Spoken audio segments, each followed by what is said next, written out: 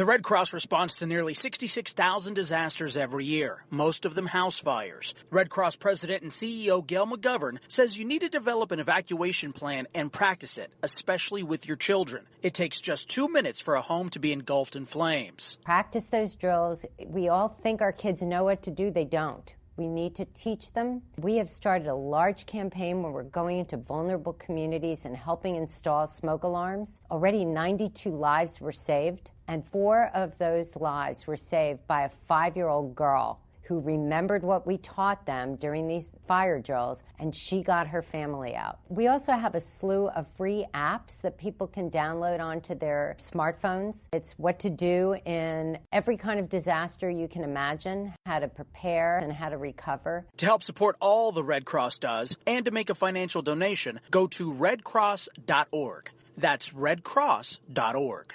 See that cute little dog in the pet store window? Chances are it came from a puppy mill. A breeding facility that forces caged, neglected, and often sick dogs to churn out puppy after puppy to be sold for profit. Meanwhile, millions of wonderful, healthy pets end up in animal shelters. This leads to the killing of more than 9,000 by the end of today. But with one simple choice, you can help. Just by deciding to adopt instead of purchase your next pet. Animal shelters are full of amazing pets looking for a home. When you adopt your new best friend, not only are you saving a life, you're taking a stand against puppy mills. When your friends see the smart choice and impact you've made, they adopt their next pet and share with 5 of their friends, who share with 5 more. Before long, thousands get involved. Pet stores stop selling dogs from puppy mills, and even more lives are saved. And with your help, we can save them all. Visit bestfriends.org/puppymills to learn more. It's Thursday night, and you're grabbing drinks with some friends. Started off with a pitcher for the table, which quickly becomes 2. There's pool. And there's the photo booth. All right, everybody squeeze in. Say cheese! Followed naturally by an order of wings. And another. Can we get some extra ranch sauce? Then there's the ceremonial nightcap. So what are we doing this weekend? And lastly, it's back to the car, which, if you're buzzed,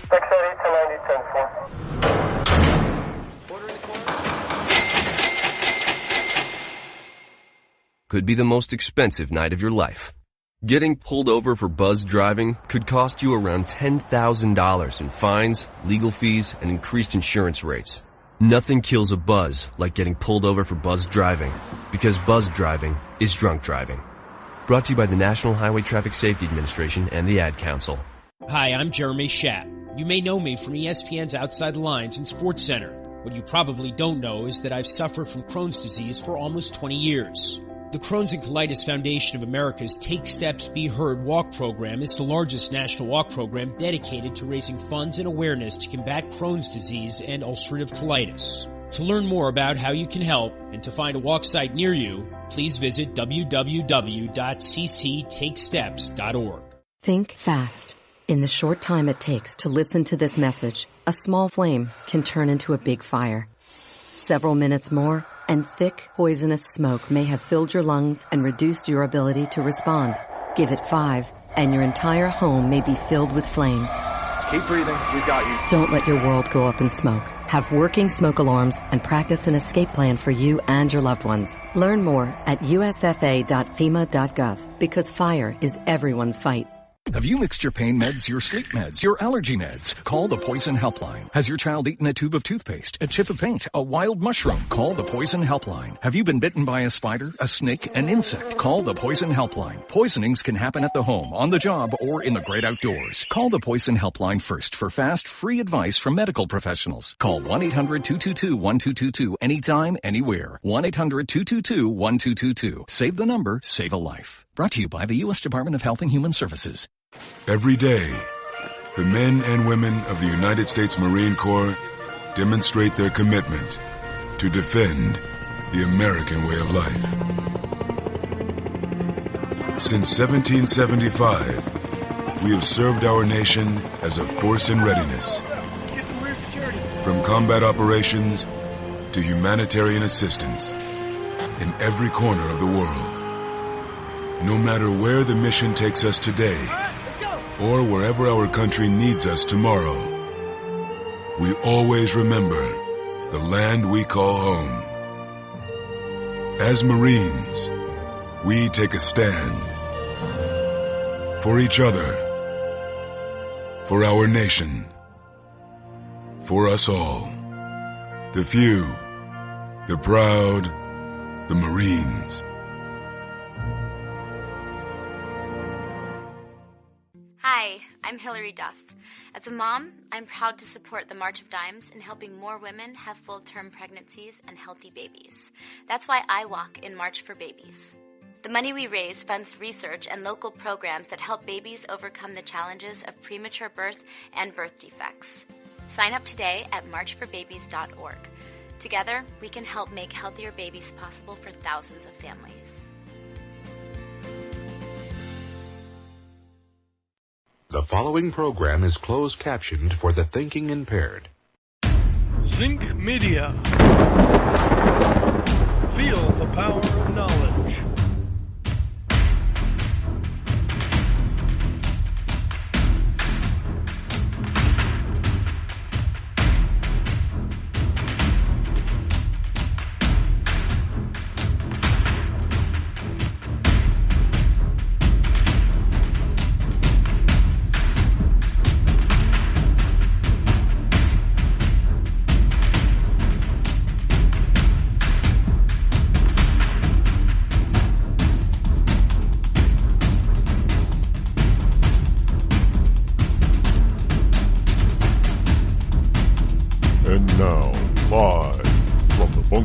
Studio located somewhere within the great granite state of New Hampshire.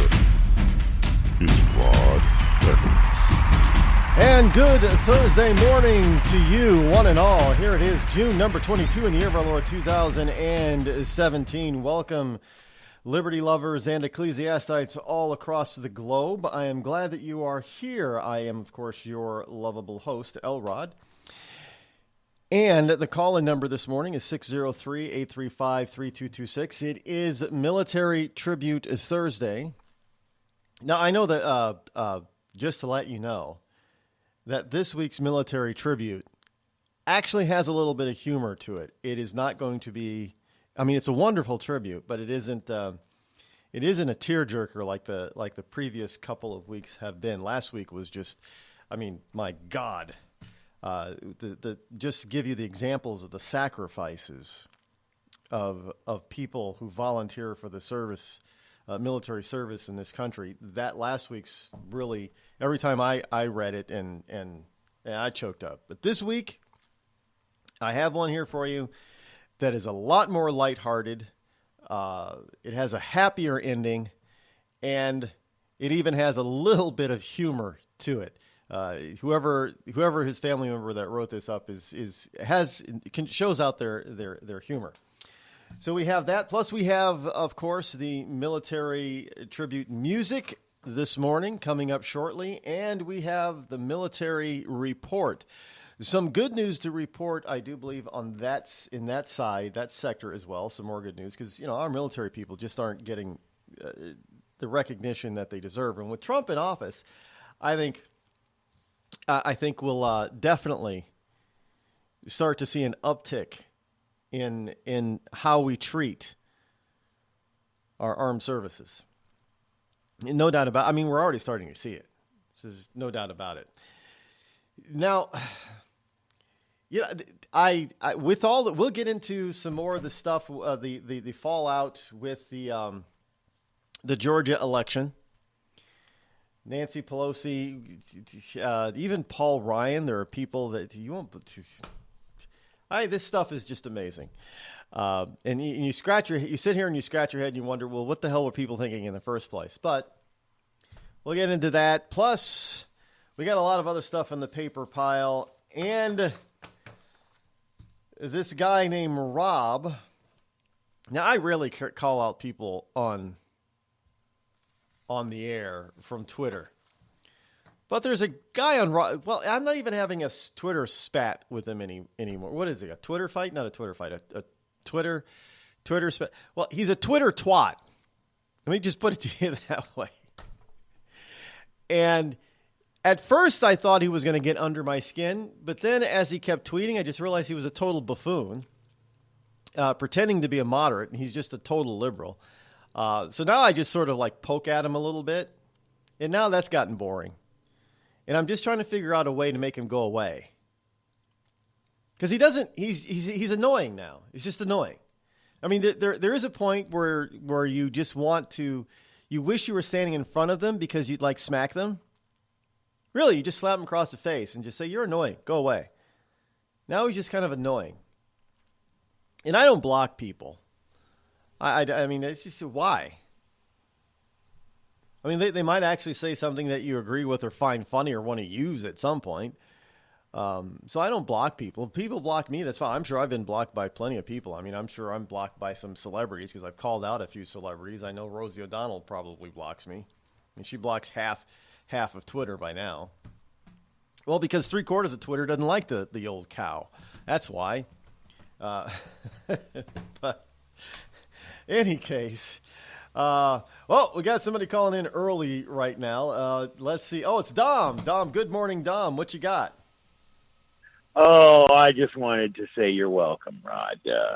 You're welcome that I turned you on to Rob. You know, let me explain before everyone hates me. Rod said in passing one time, he goes, I'd like more liberals to call the show. He says, they actually do spice things up. I said, oh, I'll turn him on to Rob. And that was my fault, Rod. I'm a little sorry about that. He was fun at first, but now he's just annoying. Let me tell you something about Rob. And because he does symbolize the left. That guy's called me wetback like 90 times because I'm a Republican. So he feels that that's okay. You know, doesn't matter that it's a racial slur because he doesn't like my politics, so I deserve to be called that name. And for those of you who don't believe me, I believe I have screenshots of him calling me that. If not, I have witnesses. Yeah. Well, he's got a friend that has tried to jump in on the conversation a couple of times, and while accusing Republicans of being racist, she used a racial slur on me. Like, am I really reading this? Am I really reading this? She's calling Republicans racist while using a racial slur. These people are just incredible. And that's why I say at first they're kind of fun, but then most of them, after you slap them a couple of times, they go away. But then there are a few like Rob that never go away, and they just become annoying. Well, because he's too stupid to realize he's gotten beaten up so bad. You know, he's like, you know, you sit there and just pound him with facts, logic, and everything, and he says, "You're a dummy. I won that argument." Okay, Rob. That's but what the I've thing gotten. but the thing is why I wanted to call in is because Rob he's the quintessential lib. You know, he's here for us. He's going to protect us little old minority people because obviously we're too stupid to protect ourselves. Obviously we're too stupid to have our own voices.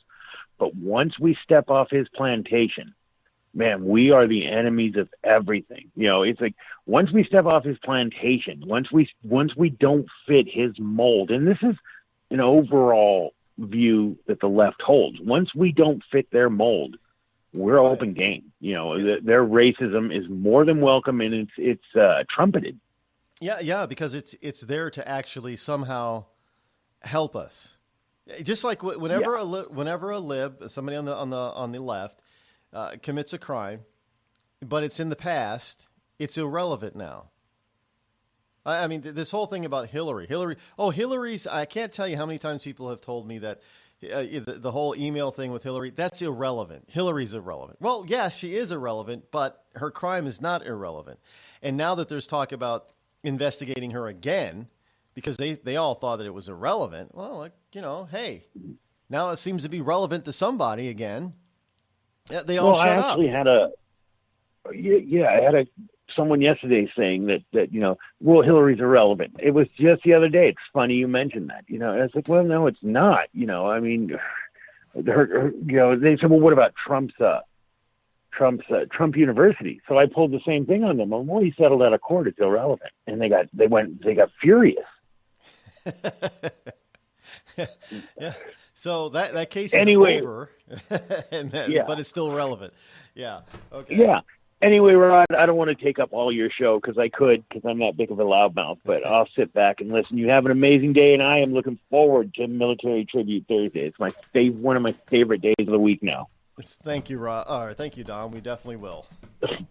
You just called me Rob. I hate know. you. I'm terrible. Slap me silly now. That's terrible. How dare I? You have a good one. We need to get Rob on the air here. We really need to get him. I tried. He won't. He's like afraid. You know. By the way, just I don't want to give Rob all the time, but so far these are some of the lies Rob has told me. He's an ex-MMA fighter.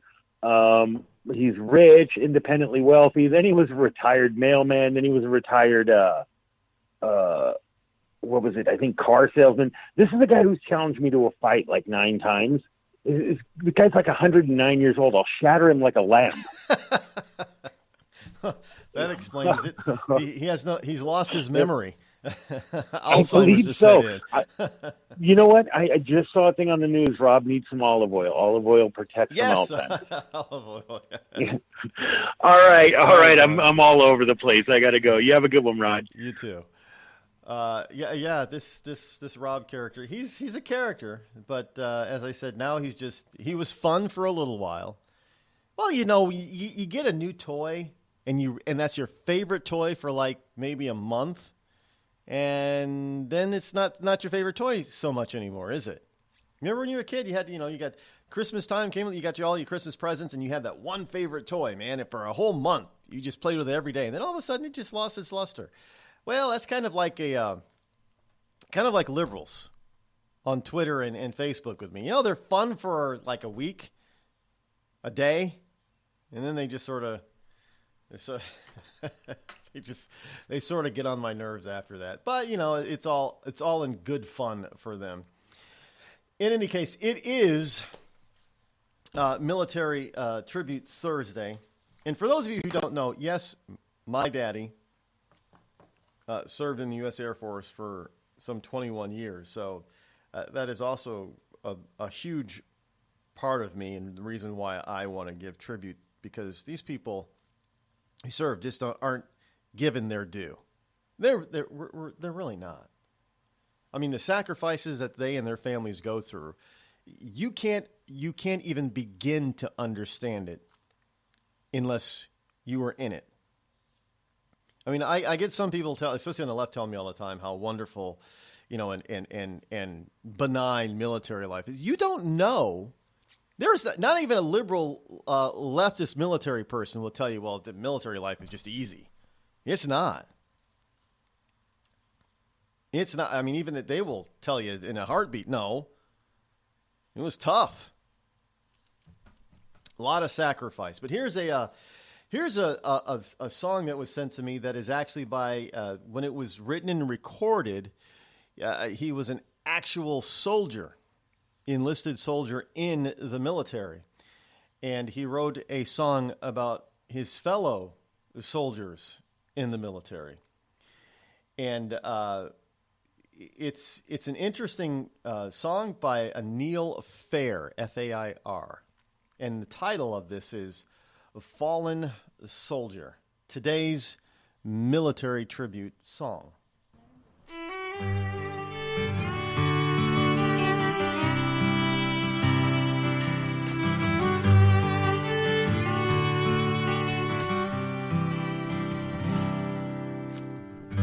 The medal that his dad gave him, tucked away in his duffel bag. He said, don't worry about a thing, Pops. You'll be getting this when I get back.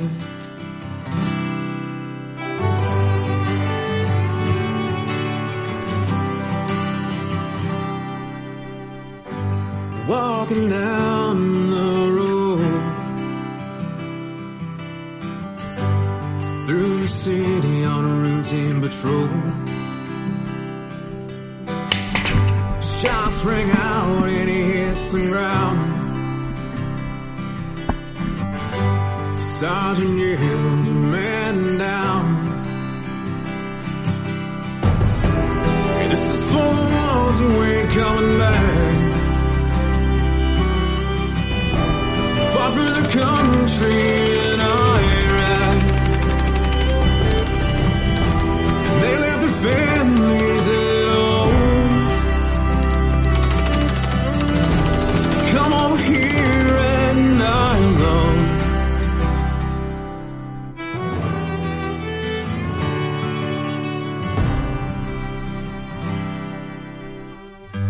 Carried his coffin onto the plane. Gave a salute as they read off his name. We packed away that duffel bag and the silver star that he got from his dad. It was one old man when we got off the plane. No one there for him to greet. The whole damn company shook his hand. Brothers see the sun he will never see. And this is for the ones who ain't coming back. They fought for their country and Iraq. They left their families at home. Come over here and die alone. And this is for the ones who ain't coming back. Fought for their country and Iraq. They left their families at home. Come over here and I know.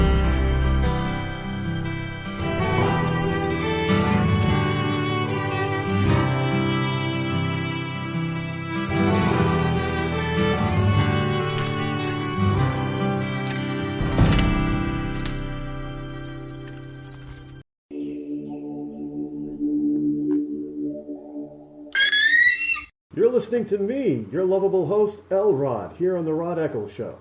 We've all heard of male enhancement, but now there's an expert on true male enhancement in the areas that really count. In Herb Ellis's book, Husband 2.0, Real Male Enhancement, you'll find answers to questions like, why doesn't she want to have sex? A quick start, quick results workout guide, plus what you can do as a side hustle to make money now. With all the great tips in this book, every man can benefit. Get the book, Husband 2.0, Real Male Enhancement, on Amazon.com. Tired of paying outrageous prices for Viagra? Well, we have great news for you. Now you can finally get Viagra at huge discounts. Healthy Man allows you to save up to $500 on Viagra. Why pay U.S. pharmacy prices of $15 per pill or more when you can get Viagra for less than $3 a pill? Call today and get 40 Viagra pills for only $99. This can cost as much as $600 at your local pharmacy. You can't afford not to call us. If you want Viagra at the lowest prices, never pay $15 a pill pharmacy prices again. Get Viagra for less than $3 a pill. Call 800-595-2614 today and save up to $500 and get 40 pills for just $99. Healthy Man is fast, easy, and affordable. Operators are waiting at 595-2614 to take your call now. Call 800-595-2614. That's 800-595-2614. Again, 800-595-2614. It started with a knock, but it wouldn't end there. What happens in the story next, many wouldn't understand, and most wouldn't believe. 5 + 2 = Perfection by Samuel Rosette Jr. is a must-read. The scriptures within are reminders of the ancient past, and yet intriguingly infuses with texts which stand on the edge of the stage of relevancy. Available online at Westbow Press, Amazon, Books A Million, Barnes & Noble, and SamuelRosetteJr.com. And now a message from our sponsor. Ladies, tired of drying your hair with the same old vacuum cleaner? Try Avon Shave brand new Beauty Locks portable hair dryer. It's smaller, it's faster, it's guaranteed to give you the hair you've always wanted in half the time. Beauty Locks is delicate and dainty, just like you. The dryer weighs only a pound and easily fits in your hand. Now that's beauty and convenience. With a speedy motor that will dry your hair in as little as 25 minutes, you can get gorgeous hair without falling behind schedule. Don't worry about the little ones or that pie in the oven. Thanks to an extra-long extension cord, you can move around while primping your locks. Forget those long trips to the salon and no more waiting for hours under monster machines. Alvon Shea gives you an easy and speedy hairdo that will blow your man away. Get it now at your nearest Macy's.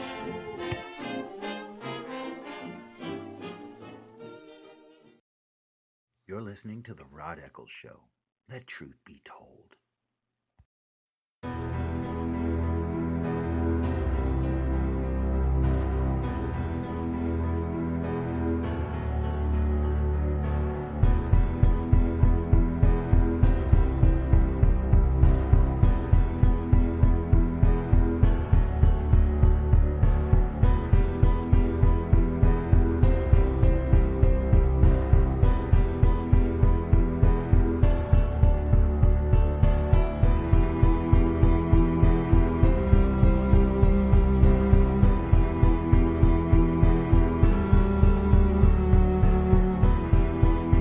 Six 603-835-3226. That is the number to call.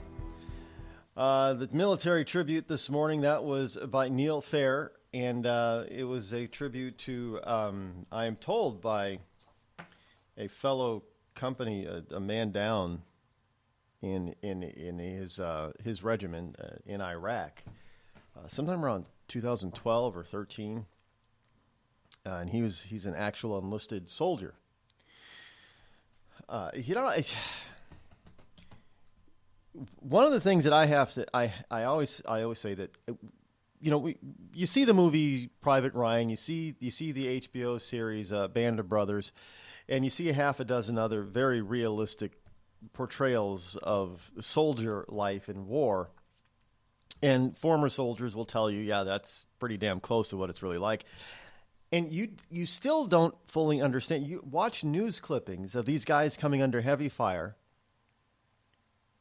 and how calm they seem to be. I mean, they're being shot at, and if they get struck, they could be dead instantly.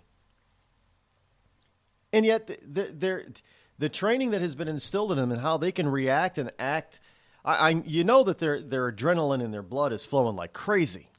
And you hear it in their voices when they're shouting. But their actions and movements, 99% of the time, they don't definitely appear to be anything out of fear. They're out of well-trained, calm efforts. It's amazing to me. You watch the actual video of live firefights and how these young men respond. I don't know how they do it. I mean, I see it over and over. Well, I mean, I've never had to be in that kind of position. I mean, there have been a few harrowing times in my life when I look back on it, I think, yeah, I was kind of calm during that whole thing. I mean, I could have seriously been in. I remember one time having I don't know, I was just speeding across the field and on my bicycle, my 12-speed bike, and running into a hole and being flipped out into the middle of the street. And face first, and as I rolled over I don't know what caused me to roll over and look up in the air, but as I rolled over and looked up in the air, literally my bike is flipping out of the air on top of me. And calmly, all I did was roll out of the way, and the bike did land exactly where I was laying. So I don't know if it's just some sort of human mechanism that sometimes it just causes you to react in a calm manner, because if you panic, I guess your body and your systems know you're probably going to die if you panic. And that part of the brain kicks in and says, you got to be calm in order to react, in order to survive. And maybe that is what military training brings out in these people all the time, is that part of the brain system that says, you got to be calm all the time, or else you're going to die. Because let me tell you, looking at the news video and the first-hand video and the GoPro videos of these young men and women in a firefight, literally this isn't a movie. It's not a movie. They don't get to wake up after somebody yells, cut. That's for real. And they act more calm than what you see some stupid TV star or movie star doing in a movie. It's amazing to me. And that's why those men and women deserve every last bit of praise and grace that we can offer.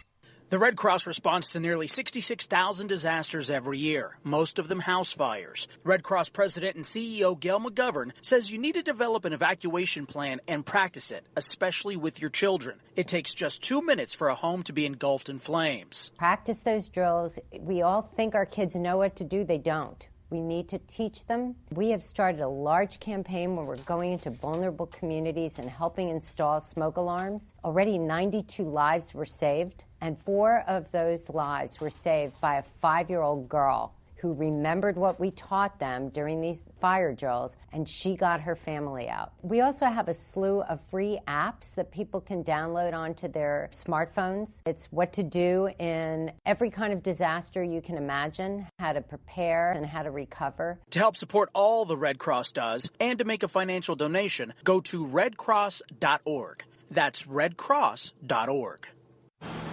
I'm just so happy my father had a chance to see his kids before he passed. I just want to say thank you. When her father fell ill, the American Red Cross was able to help get Veronica's brother home from the Navy to speak to his father one last time. It's thanks to your donations that we can connect military families when they need it most. Please donate today at redcross.org. It's Thursday night, and you're grabbing drinks with some friends. Started off with a pitcher for the table, which quickly becomes 2. There's pool. And there's the photo booth. All right, everybody squeeze in. Say cheese! Followed naturally by an order of wings. And another. Can we get some extra ranch sauce? Then there's the ceremonial nightcap. So what are we doing this weekend? And lastly, it's back to the car, which, if you're buzzed,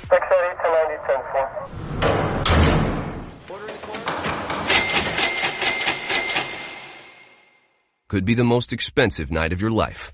Getting pulled over for buzz driving could cost you around $10,000 in fines, legal fees, and increased insurance rates. Nothing kills a buzz like getting pulled over for buzz driving, because buzz driving is drunk driving.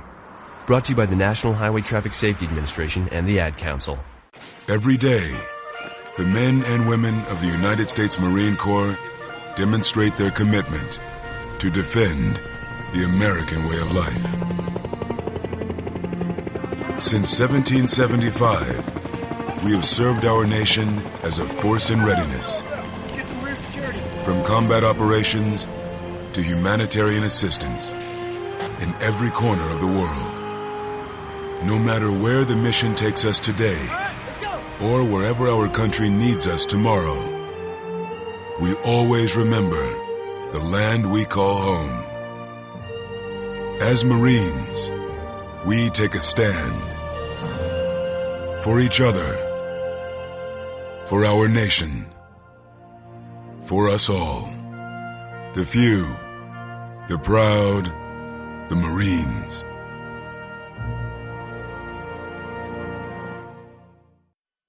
I considered suicide so I wouldn't put my family through all the pain.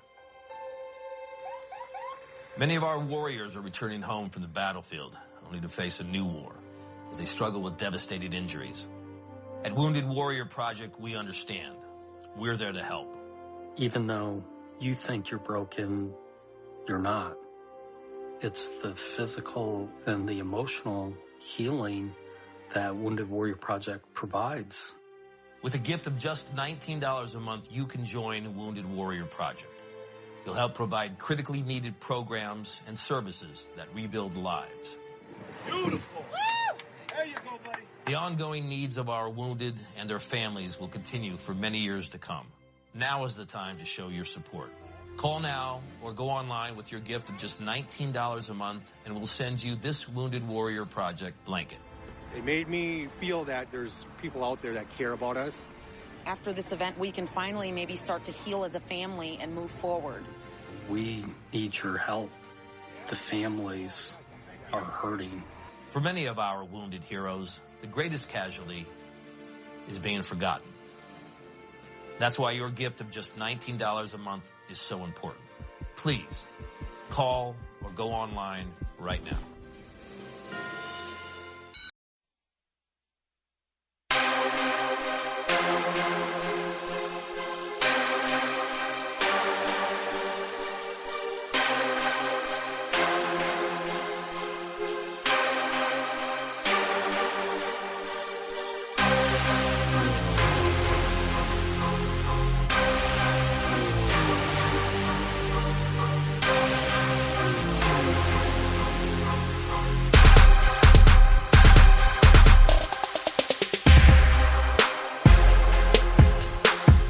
(603) 835-3226. Welcome back. There's a discussion in the Spreaker chat room over in Spreaker about, basically PTSD. In response to my thoughts on how amazing it is that those men and women just do not panic, at least outwardly. When under severe stress, like you can't be under more severe stress than, knowing that if you stick your head up above a wall that it's going to get shot off, literally, dead. There's no more stress than that. There's no more stress in the world than facing imminent death. I don't, you people in the business world and all this stress, man, I just can't handle it. BS. Try sitting behind a wall with an enemy who wants you dead, with all their heart and all their might is going to try to make you dead. And the only thing standing between you and death is a brick wall. And that's stress. When you feel that, then come back and tell me that you're stressed out. People just they don't know what they don't know, I guess. Any case, we have here, Trump was in Iowa yesterday,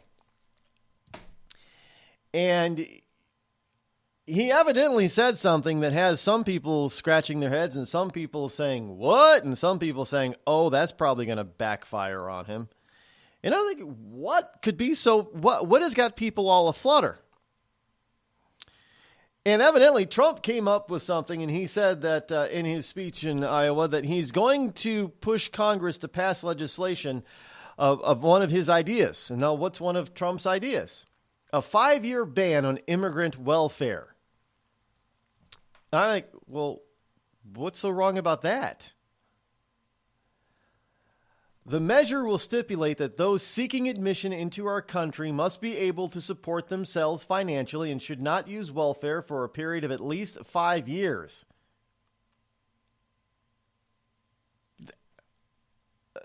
Folks, that's not new, actually.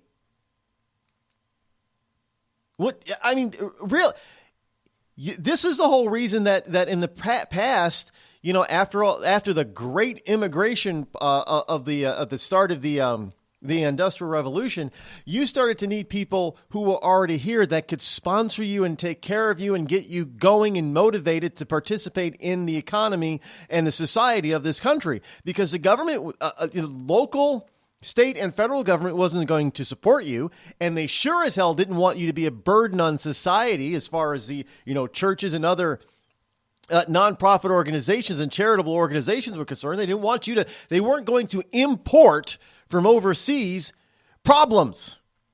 You needed to be able to support yourself or have somebody who could support you until you could get on your feet. So this proposal from Trump is nothing new, and everybody's running around like this is something new, and they're all talking about, well, this is going to backfire on Trump. No, he's returning to days of old when this country really worked and worked very well. If you want to come here, why the hell would you want to be on welfare? You should be able to contribute to us. Why is that kind of a statement going to backfire? It makes no sense for it to backfire because we've already practiced it and it worked extremely well. In fact, it works a hell of a lot better than the current system. Oh, come on over and the government will take care of you. No. We don't need to import people that are taking from this country. We need to import people that are going to contribute and help make this country better, not drag it down. If you want to come here, it's because you want to take advantage of what we have to offer, not take advantage of us. In importing people who sit on welfare takes advantage of all of us. Doesn't support us, doesn't help us, doesn't contribute to our great society, but it takes from it, and it's bad for the rest of us. But if you want to come here and contribute and work and invent and create, more power to you. That helps everybody. In fact, there was just they used to do this every year. They have this a survey where they say or poll. Well, not a poll, but a survey. And it used to be that if you were born outside of this country and you immigrated to this country, you were 7 to 10 times more likely to become a self-made millionaire here. That is dropping. Why is it dropping? Because and this is not counting illegals, because we're importing so-called refugees and others who come here and sit on the dole. Now the notion of actually becoming a self-made millionaire and contributing to society by starting your own business is fading because we're importing people not with that mantra and mentality, but we're importing people who have the mentality, well, the government's going to take care of me. And now Trump wants to cut that out. Don't come here expecting to sit on the dole. You got 5 years. Get your ass in gear and work. I'm sure what we should have, if you can't cut it in 5 years, you should go back home. I'm sorry, but that's just the way it has to be.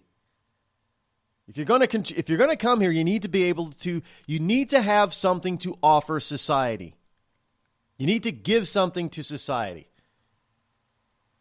Because God knows we already got enough people who already sit on the dole and just take from our society that are already born here. We don't need to import them anymore. Let's see, let's take a call here. 731, you're live on the Rod Eccles Show. Good morning. Good morning. Well, I have to say this. Who can live on welfare? I mean, honestly, who can support a family on welfare?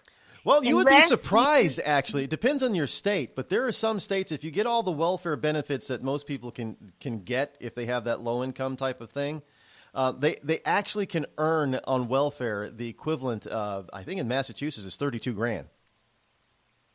Well, this is what I think, that you think about how many countries, that these people are coming from, how many of them have a welfare system? Doubtful any of them. But I think these people are actually enticed and invited to come here with the promise they would receive welfare, food stamps, and housing. And that is, I think that's how that was the plan, not just Obama, but I think Obama really built it bigger to build their little army to come in here and go against Americans. There's no other explanation. I mean, it really doesn't seem, those people, they can't speak English. So, I mean, imagine you going, I don't even like to travel out of the country for that reason, if there's a language barrier. We're not the only, I got a story here in the paper pile. We're not the only ones that seem to be suffering from this so-called delusional importation mantra kind of crap. Guess who else is going through this trouble? Canada. Got the story here? No, he asked for it. You remember Trudeau? He said, come on here. You're welcome. Here's a story from BuzzFeed. A Canadian woman demanded to see a white doctor in order to treat her son. And when at first you might think, well, this is a racist story from out of Canada. But then as you read the story, you find out that the woman had already taken her child to a hospital where he saw a quote unquote brown doctor. The mother could not understand him. She said his breath stunk, so she couldn't even stand to be in the same room with him. And he didn't help her son. So she wanted somebody that could speak English. I don't know. Maybe Canada's got a shortage on English-speaking doctors as a first language doctors now because of their Canadian healthcare system. This is in Mississauga, Ontario, Canada. This is the story. This woman in Canada, she says she wants a white doctor now because every time she goes in to see a doctor, she can barely understand them, and they don't know what the hell they're doing. And there are always these imports. I work in medicine, and I'm telling you, I'm retired, but you go to the emergency room, and I promise you, if you had to go as often or chose to go as often as many people do, there are very few American-speaking physicians because I think, we went through this, you got to pick a person of color. You got to pick a woman. Well, women don't stay in the business. They get married to a doctor and retire. And these doctors, they're not trained here. They don't understand our culture. And they're now hospitalists. Doctors don't have hospital privileges as a whole. I know they don't in my town. You have to be employed by the hospital, and they see your patient and don't know anything about them. No, it's happening here in this country too. For example, now I know this firsthand because my family experienced it with my father at the VA. There are, right now there's some 40% of doctors in VA are not American born in the VA. Crazy. And this particular doctor he wasn't even a heart specialist, but he was the senior physician of care for my father, who had a heart condition, and he wasn't even a heart specialist. And basically what he told us is that he said, no, we should prepare for the end. And by the time we had to fight to get a real heart specialist, and by the time we got a real heart specialist to see my dad, he said, if we can get him to this point, we can save him because we can give him this kind of surgery. But we've got to get him cleared up first and healed here first before we can do that. And he never recovered. So if he would have saw that doctor sooner, my father would most likely still be alive today. Because we had this Indian doctor come in and tell us, well, you just should be prepared that this is the end. There's nothing we can do, which was a lie. Yeah, that's a lie. It happens here all the time. People call me or text me about their, father's in the hospital. Can I come and, just help look for? I'm telling you, they're called comfort care doctors. They're put there for a reason. And I, you hate to think, but some of this goes back to population control. And I can't say it any other way, and it's sad, but people hold on because it's a ride. That's why you want to stay as healthy as you can. Absolutely. Look, there were people in the Obama administration. They were taking positions as some of these czar positions that have held extreme views on population control. I mean, you got even Bill Gates is even a population control. He is. He's a number one. It's ridiculous. Remember Van Jones, people? Van Jones is a population control. He believes that the population of this planet, the maximum number of people on this planet, should be 2 billion. Well, we're approaching 8 billion. So what does that tell you? Van Jones his dad was my principal in junior high, the finest man you'd ever. I don't know what happened to him. Wow. They dropped him on his head or something. That's amazing. He's crazy. I mean, I directly talked about him one day on your show because something's wrong with him. his father was the finest man I think ever known. And I know his father's rolling over in his grave every day that guy gets up to say something. But well, the military song was awesome. I wrote his name down, Neil Fair. I'm going to download that song because it was moving. Yeah. I mean, I get sent these from different. Sometimes it's from the artist directly, and sometimes I'm guessing the person who sent it to me is related to him because their last name was at least in the email was Fair. So, okay. They didn't give me any other information, so I don't know if he's still enlisted or if he's out now or if he's stationed in Iraq or Afghanistan or what have you. But according to the information I got, when he wrote and recorded the song, he was active duty, and he did it during a break in his active duty in Iraq, and it was for a buddy of his that had fallen. Well, we need to pray. I had two brothers retired in the Navy, 20 years, and we need to pray for those guys, like that Fitzgerald ship. My brother called me a few days ago, and he said, you cannot, we had all eyes on, we didn't sleep. I mean, he said it was like everybody on that ship was asleep. That would never happen. Yeah. There's. I got a story here about that. I'm checking into something a little bit here before I can bring it to you. But there's some craziness that's going on around the Fitzgerald. It's a little bit scary, a little bit odd, and we're not being told the whole story. That's exactly what he said. He calls me Sweet Pea. He said there's just something wrong with that story. He said I was out there too long my brother was pretty high up in the Navy.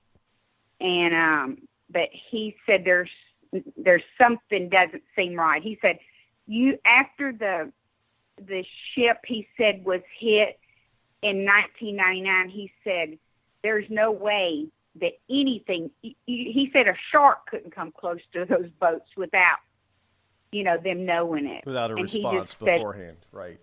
Right. But we just need to pray for all of our military. We do. I appreciate you. All right. As very well, my dear. Got to run. Okay. Bye-bye. Talk to you soon. Bye-bye. We'll be back, folks.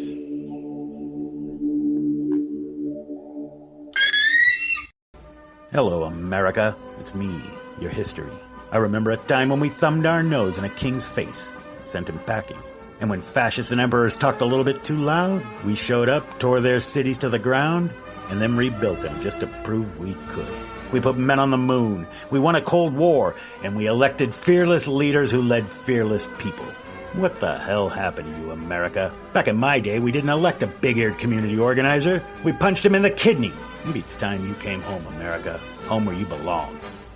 We've all heard of male enhancement, but now there's an expert on true male enhancement in the areas that really count. In Herb Ellis's book, Husband 2.0, Real Male Enhancement, you'll find answers to questions like, why doesn't she want to have sex? A quick start, quick results workout guide, plus what you can do as a side hustle to make money now. With all the great tips in this book, every man can benefit. Get the book, Husband 2.0, Real Male Enhancement, on Amazon.com. Tired of paying outrageous prices for Viagra? Well, we have great news for you. Now you can finally get Viagra at huge discounts. Healthy Man allows you to save up to $500 on Viagra. Why pay U.S. pharmacy prices of $15 per pill or more when you can get Viagra for less than $3 a pill? Call today and get 40 Viagra pills for only $99. This can cost as much as $600 at your local pharmacy. You can't afford not to call us. If you want Viagra at the lowest prices, never pay $15 a pill pharmacy prices again. Get Viagra for less than $3 a pill. Call 800-595-2614 today and save up to $500 and get 40 pills for just $99. Healthy Man is fast, easy, and affordable. Operators are waiting at 595-2614 to take your call now. Call 800-595-2614. That's 800-595-2614. Again, 800-595-2614. It started with a knock, but it wouldn't end there. What happens in the story next, many wouldn't understand, and most wouldn't believe. 5 + 2 = Perfection by Samuel Rosette Jr. is a must-read. The scriptures within are reminders of the ancient past, and yet intriguingly infuses with texts which stand on the edge of the stage of relevancy. Available online at Westbow Press, Amazon, Books A Million, Barnes & Noble, and SamuelRosetteJr.com. This is Free America broadcasting on the Rod Eccles Show with a message to all patriots trapped behind the lines in California, New York, Boston, and Chicago. Don't give up, true lovers of America. Even as we speak, moves are being made to drive the invaders back to the land from which they came, defeat the would-be dictators, and lift the chains of tyranny from around your neck. Stay strong. Stay brave. You're not forgotten, and you're not alone. Until next time, patriots, this is Free America signing out. Call Rod now, 603-835-3226. Lines are open.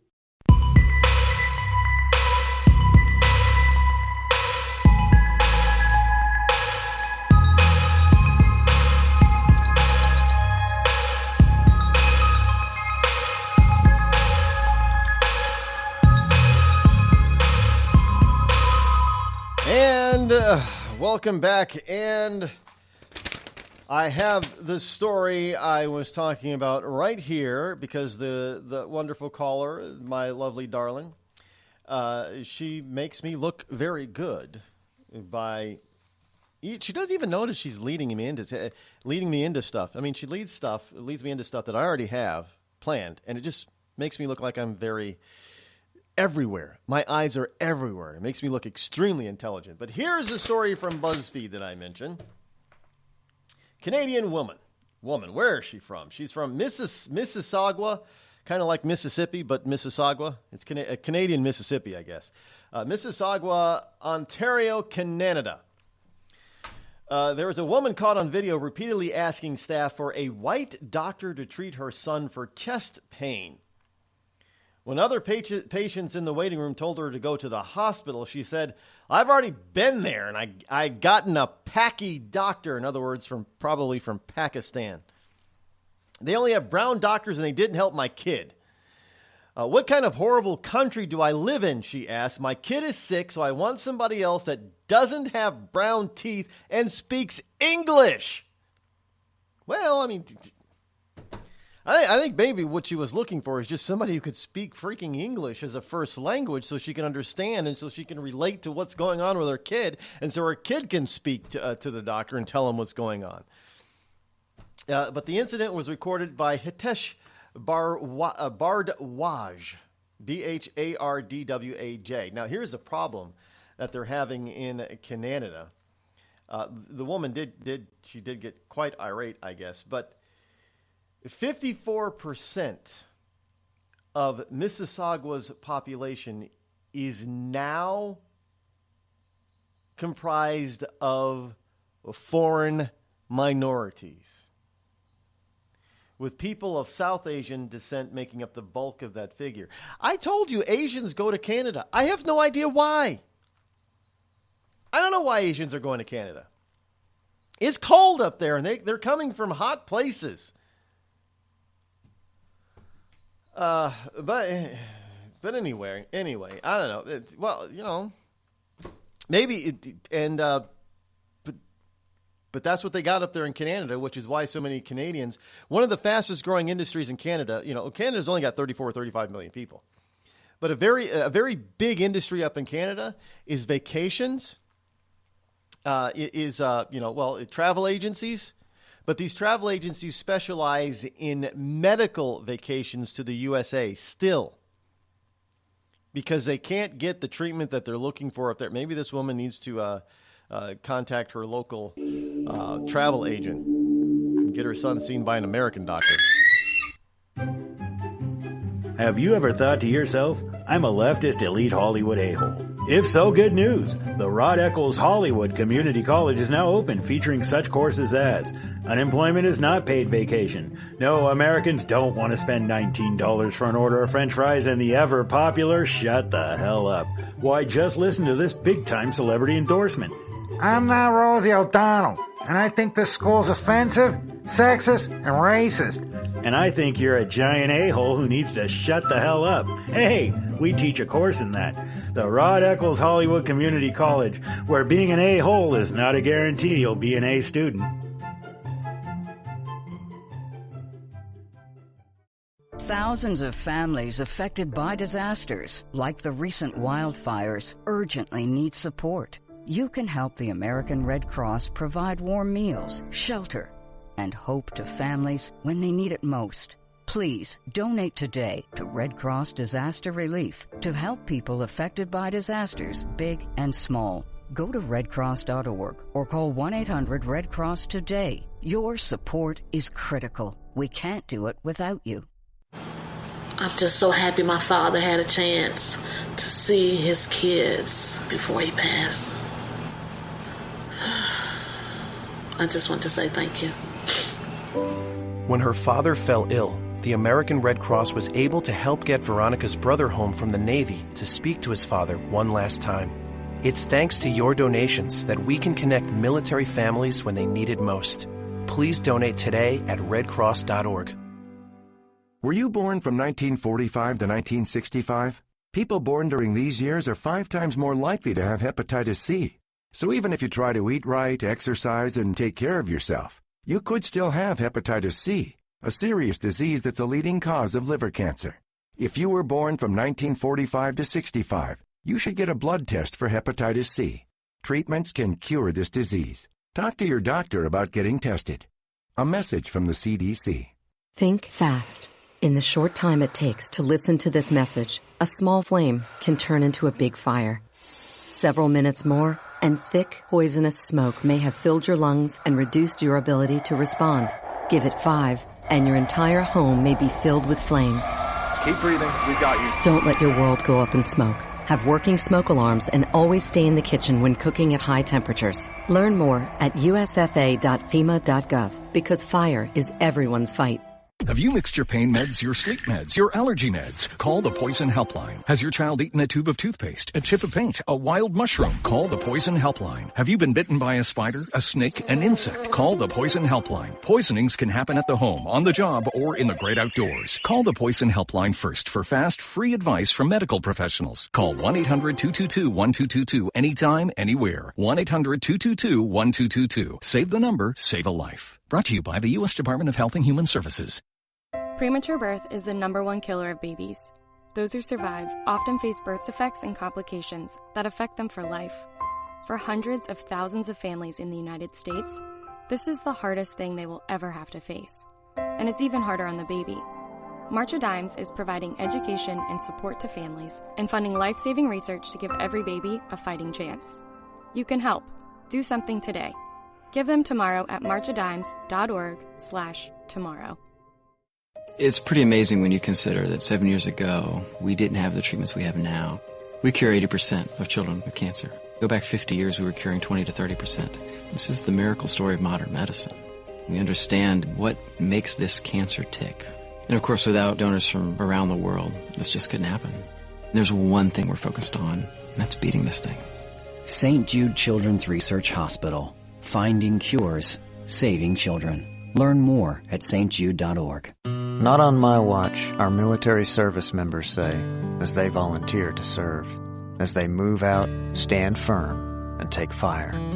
So not on our watch, we say, to the severely ill or injured veterans who can't get the care they deserve to live full and independent lives, even when there's no government funding, or a nursing home seems like the only option. We won't leave one warrior behind. Not on our watch. Join us at findwwp.org. Every day, the men and women of the United States Marine Corps demonstrate their commitment to defend the American way of life. Since 1775, we have served our nation as a force in readiness. Get some rear security. From combat operations to humanitarian assistance in every corner of the world. No matter where the mission takes us today, or wherever our country needs us tomorrow, we always remember the land we call home. As Marines, we take a stand For each other. For our nation. For us all. The few. The proud. The Marines.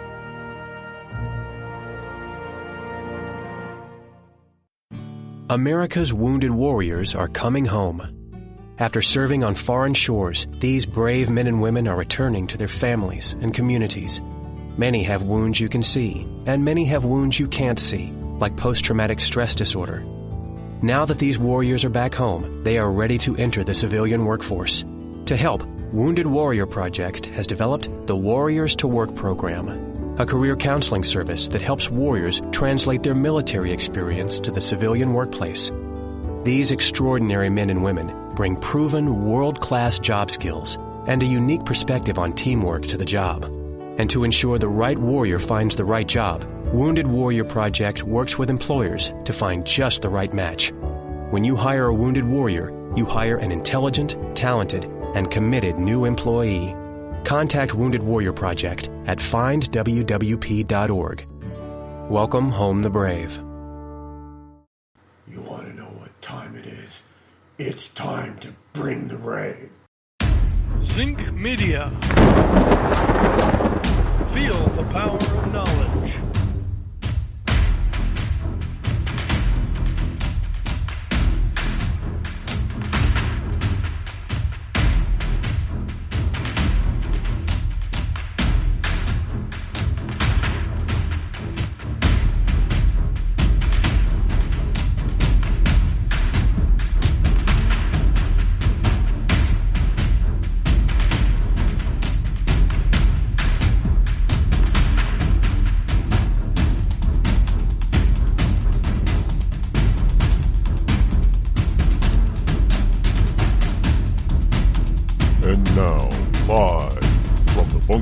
Studio located somewhere within the great granite state of New Hampshire.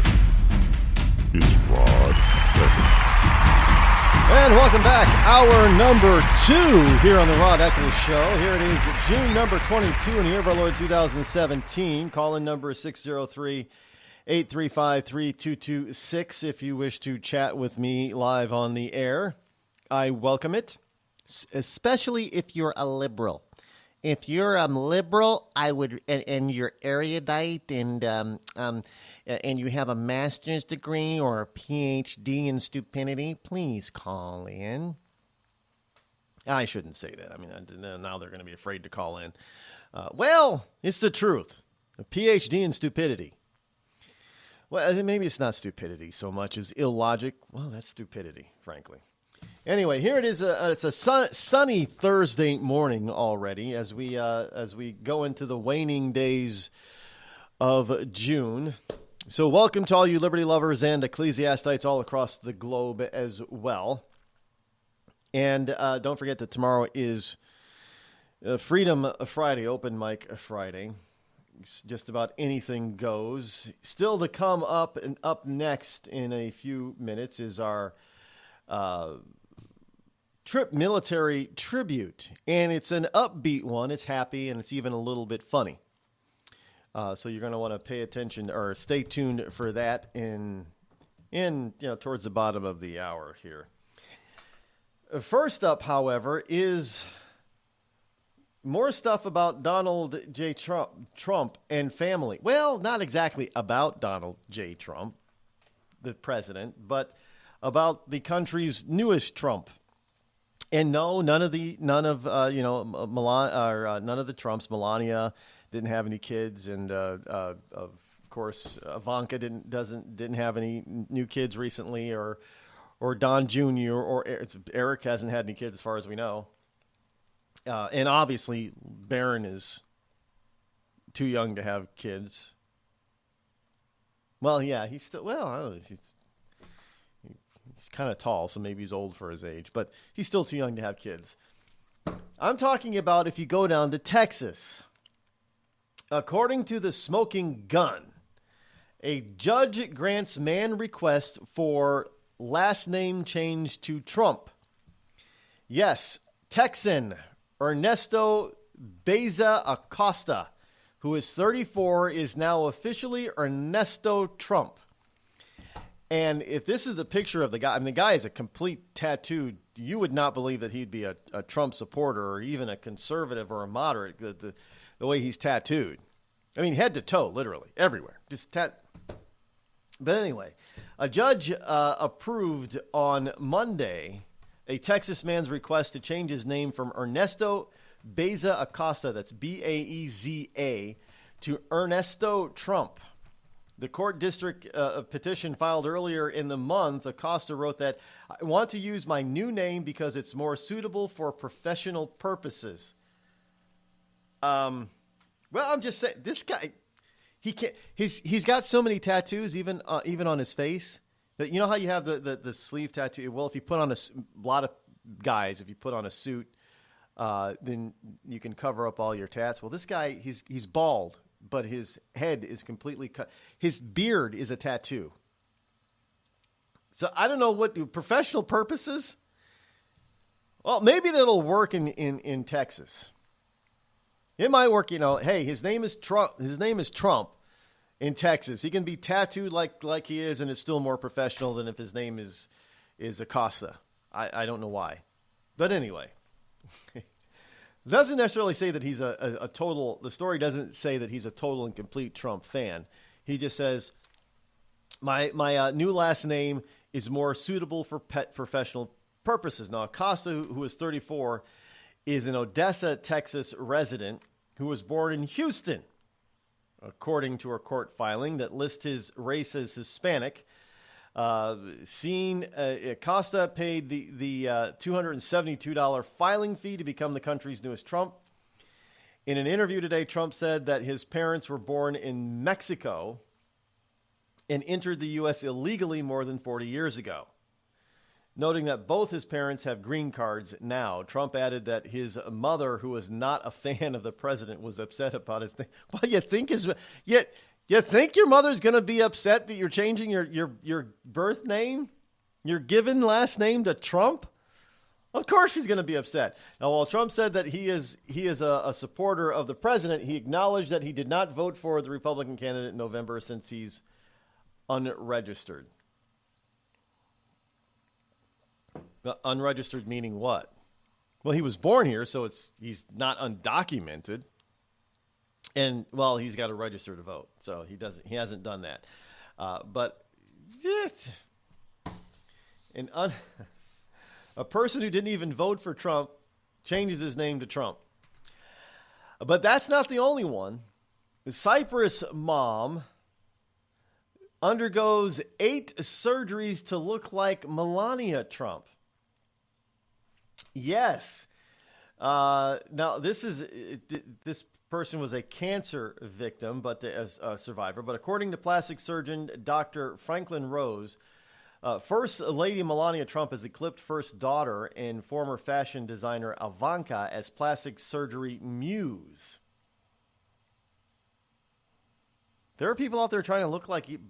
There are women out there getting plastic surgery to look like either one of these women. Nothing wrong with that, because I think that they're both beautiful ladies, but really?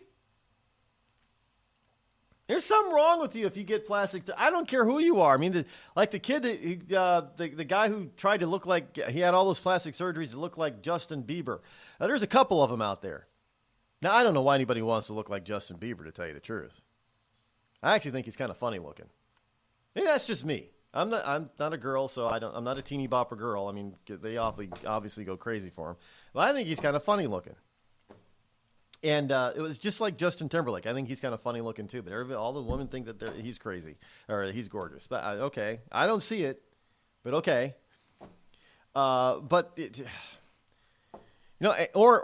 These what is with people in plastic surgery to look like somebody else? It's not just to fix it's not people going in that have a scar that they want to get removed on their face, or maybe they have there are some people that get rhinoplasty because they have such tremendously large noses, and they get them shrunk and reshaped, and they look 10 times better. I get that part. But just so you can look like Ken doll, or to look like Justin Bieber or for Melania Trump or any other female. There were women, I remember back in the day, women getting plastic surgery trying to look like Madonna. Why? By the way, I never thought Madonna was a looker, to tell you the truth. Never did. Even in her younger days, never thought she was a looker. But, I will say this. I don't know many people, I don't know of anybody who went under the knife to look like Michelle Obama. Just saying. I know that's probably going to get me in trouble, but hey, it's anybody got any stories out there of people going under the knife to look like Michelle? That includes guys too, because, after all, we have plenty of guys out there trying to get plastic surgery to look like women, so, they might as well look like Michelle, right, First Lady? The story doesn't say that any women or any men are trying to look like Melania or Ivanka, but I'm sure that they're out there. Man, we have become such a sick society that we would do. Well, it's not just here, by the way. Actually, the plastic surgery capital of the world is not the United States. It's actually Brazil. I mean, Brazilians they'll get a butt implant or a chest implant at the drop of a hat. In plastic surgery, that's the norm. It's almost as if you don't have plastic surgery in Brazil, there's something wrong with you. Anyway, it's well, it's funny. So I thought I'd lead off with that story this hour to lead into this morning's military tribute.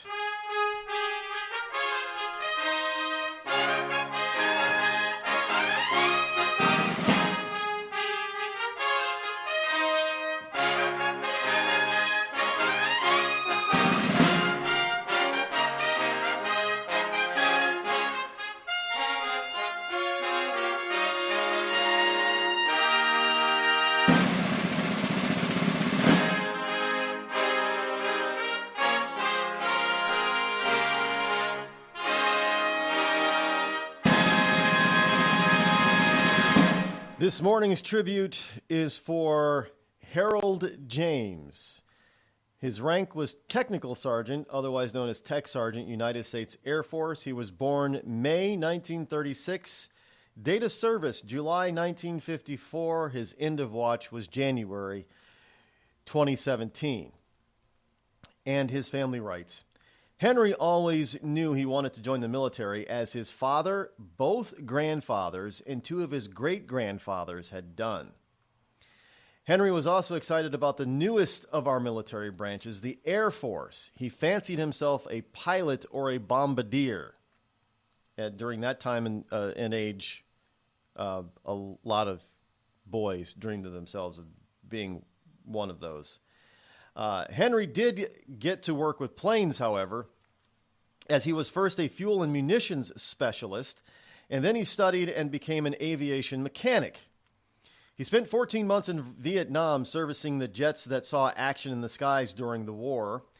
He recalls the only time he felt that he came close to death.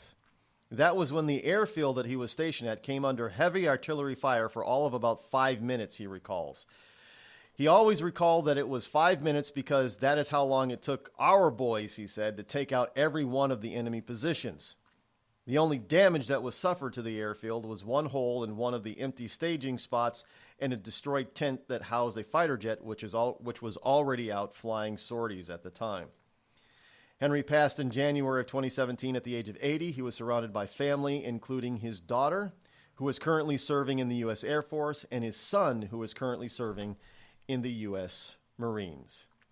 Henry James, thank you for your service.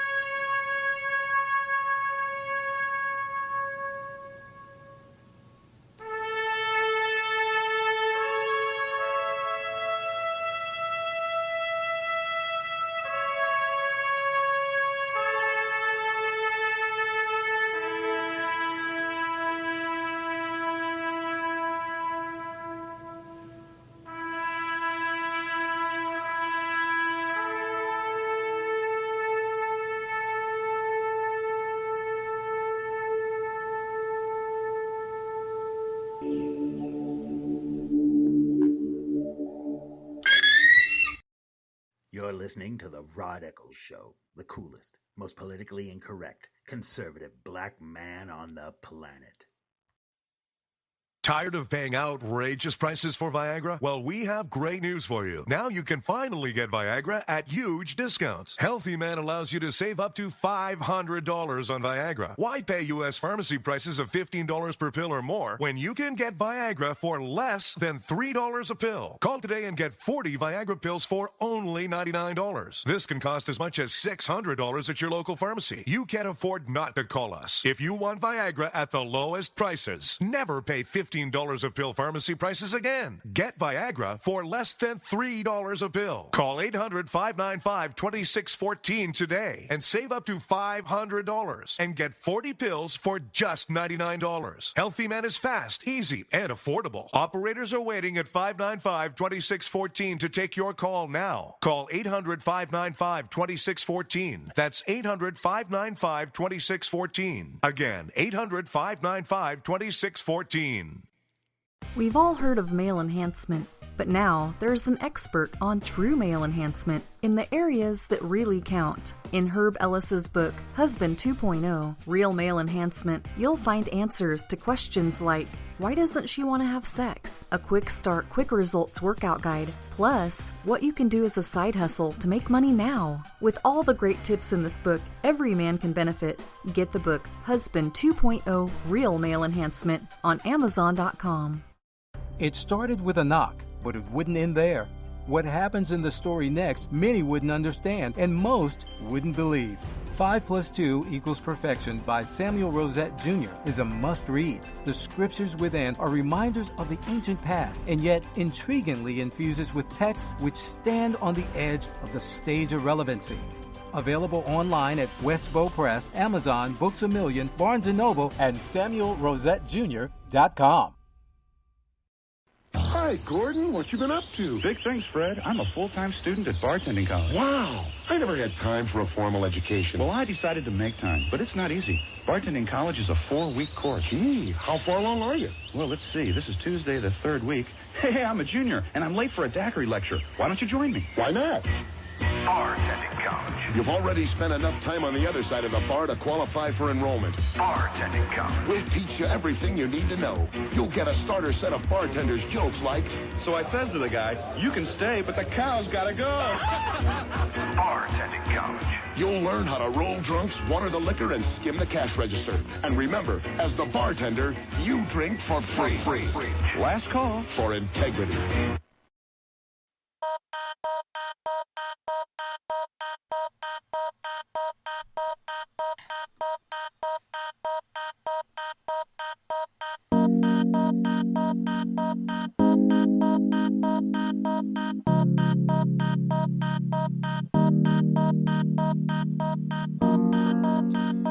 I have a correction for the Harold Henry James tribute.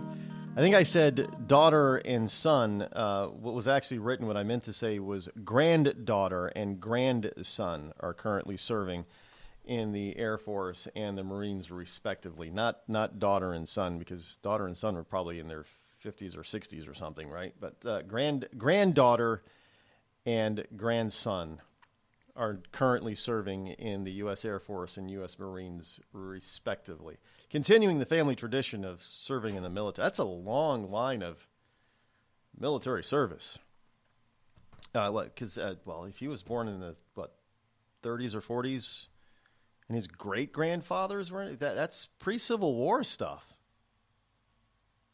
So that's going way back for that family.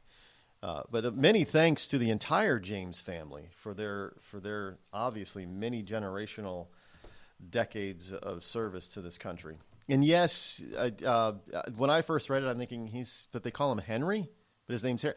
Evidently, the nickname for Harold is either Harry or Henry. I don't know. Well, why is the nickname for Robert Bob? It doesn't make any sense, I know, but hey, or for Theodore, it's Ted, or even some cases Eddie. Yeah, I knew a Theodore who went by the name Eddie. Like, really? Well, it happens. Any case, yes, a little bit more of an upbeat tribute. Now, if you have a tribute of a military person that you know of that has passed away, they could have died in active service, killed in action, or what have you, or lived a long and fruitful life and passed away later. Doesn't matter. Anyone that has passed away that was once in the military, and maybe they only served 4 years or minimum tour of duty, that's fine too. You can send that tribute to me at rod@rodeccles.net. And we gather those up, and please be advised that we do edit them for the time allotted, as well as to put them in the proper format to be read on the air, as you've heard. And so we make sure that we give recognition where recognition is due. And please understand that if you do send in a tribute, we will try to get to it. It may, because right now we have a few. We're only doing one a week. If we keep getting, if we build up an extensive list of these tributes, then we will probably do more than one every Thursday. But for now, it is just, I think we're safe at doing one per week. So if you have somebody that you want to honor, please send it over to rod@rodeccles.net. Put tribute in the subject line. And we will take it from there. And we thank all of your family members from the bottom of our hearts here for their service. Now, somebody that we're not going to thank for their service, but rather we wish that they would leave service, is Nancy Pelosi. Evidently, including even the Politico, is saying that Nancy Pelosi is facing growing doubts among Democrats after the Georgia loss. There's a lot of grumbling by rank-and-file members, but no leadership change is imminent, says the Politico. Well, look, they keep losing. With the current leadership, they keep losing all over the country. It doesn't matter. I mean, the only places that they seem to be winning is California. New York is starting to buckle. In New York City, there's a bunch of people that are trying to unseat de Blasio and a bunch of other liberal Democrats in New York City. And some, according to some polls, they have a good shot of doing it. So is New York beginning to buckle? You've got, believe it or not, Andrew Cuomo doing some more conservative things in New York and proposing some conservative things in New York, especially in the form of taxes. It's amazing. Andrew Cuomo of New York State, governor of New York State, wants to do away with tenure and pensions for teachers in the state of New York. Now, everybody would blame a conservative for doing that, not a liberal Democrat. Well, Cuomo says that, we can't afford these pension payments. Well, maybe he's looking at Illinois and seeing the trouble that they're going through now, and he doesn't want New York to go through that. So that's one way he's going to try to get all this under control. So is New York buckling? Could be. California is about the only place that isn't buckling. I mean, they get, Illinois is about to buckle. Could of recent elections, recently traditional blue states, could they buckle and go red? Yes, they could. They could, folks. The Democrats are digging themselves deeper and deeper into a hole, and they're finding it very difficult to climb out of. And now they're starting to blame certain old dog Democrats like Nancy Pelosi. Why do you think Harry Reid is retired? You think Harry Reid thinks he's too old? Hell no. I think he felt the pressure that if he didn't leave, he was going to get drummed out anyway. Unfortunately, Nancy Pelosi and Maxine Waters and a few others on the Democrat side still think that they have a few decades left of service, but they may not. They keep losing like this, they might lose their seats. That would be a good thing, by the way. Call Rod now, 606-603-835-3226. The Red Cross responds to nearly 66,000 disasters every year, most of them house fires. Red Cross President and CEO Gail McGovern says you need to develop an evacuation plan and practice it, especially with your children. It takes just 2 minutes for a home to be engulfed in flames. Practice those drills. We all think our kids know what to do. They don't. We need to teach them. We have started a large campaign where we're going into vulnerable communities and helping install smoke alarms. Already 92 lives were saved, and 4 of those lives were saved by a 5-year-old girl who remembered what we taught them during these fire drills, and she got her family out. We also have a slew of free apps that people can download onto their smartphones. It's what to do in every kind of disaster you can imagine, how to prepare and how to recover. To help support all the Red Cross does and to make a financial donation, go to redcross.org. That's redcross.org. I'm just so happy my father had a chance to see his kids before he passed. I just want to say thank you. When her father fell ill, the American Red Cross was able to help get Veronica's brother home from the Navy to speak to his father one last time. It's thanks to your donations that we can connect military families when they need it most. Please donate today at redcross.org. It's Thursday night, and you're grabbing drinks with some friends. Started off with a pitcher for the table, which quickly becomes 2. There's pool. And there's the photo booth. All right, everybody squeeze in. Say cheese! Followed naturally by an order of wings. And another. Can we get some extra ranch sauce? Then there's the ceremonial nightcap. So what are we doing this weekend?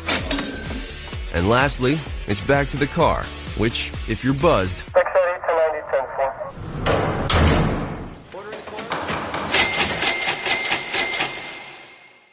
could be the most expensive night of your life. Getting pulled over for buzz driving could cost you around $10,000 in fines, legal fees, and increased insurance rates. Nothing kills a buzz like getting pulled over for buzz driving, because buzz driving is drunk driving. Brought to you by the National Highway Traffic Safety Administration and the Ad Council. Every day, the men and women of the United States Marine Corps demonstrate their commitment to defend the American way of life. Since 1775, we have served our nation as a force in readiness. Get some rear security. From combat operations to humanitarian assistance in every corner of the world. No matter where the mission takes us today, or wherever our country needs us tomorrow, we always remember the land we call home.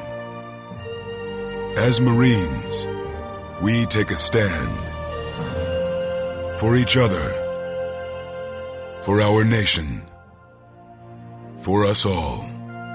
The few, the proud, the Marines.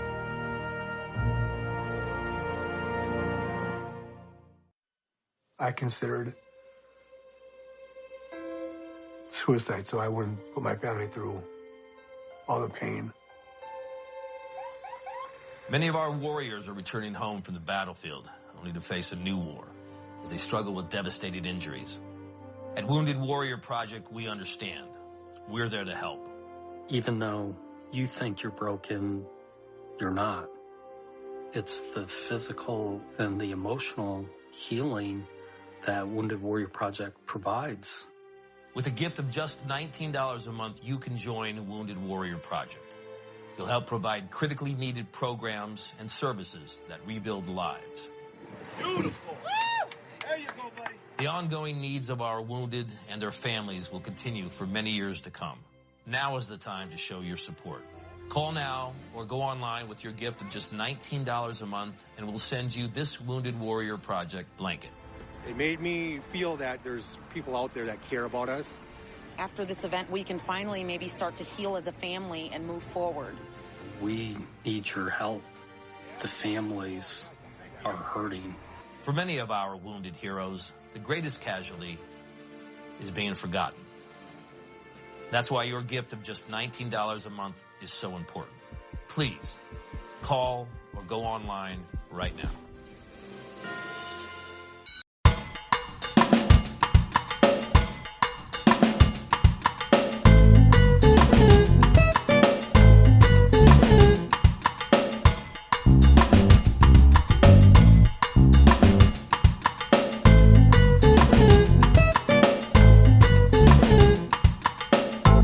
Nancy Pelosi is I guess she's losing her mojo, her California magic.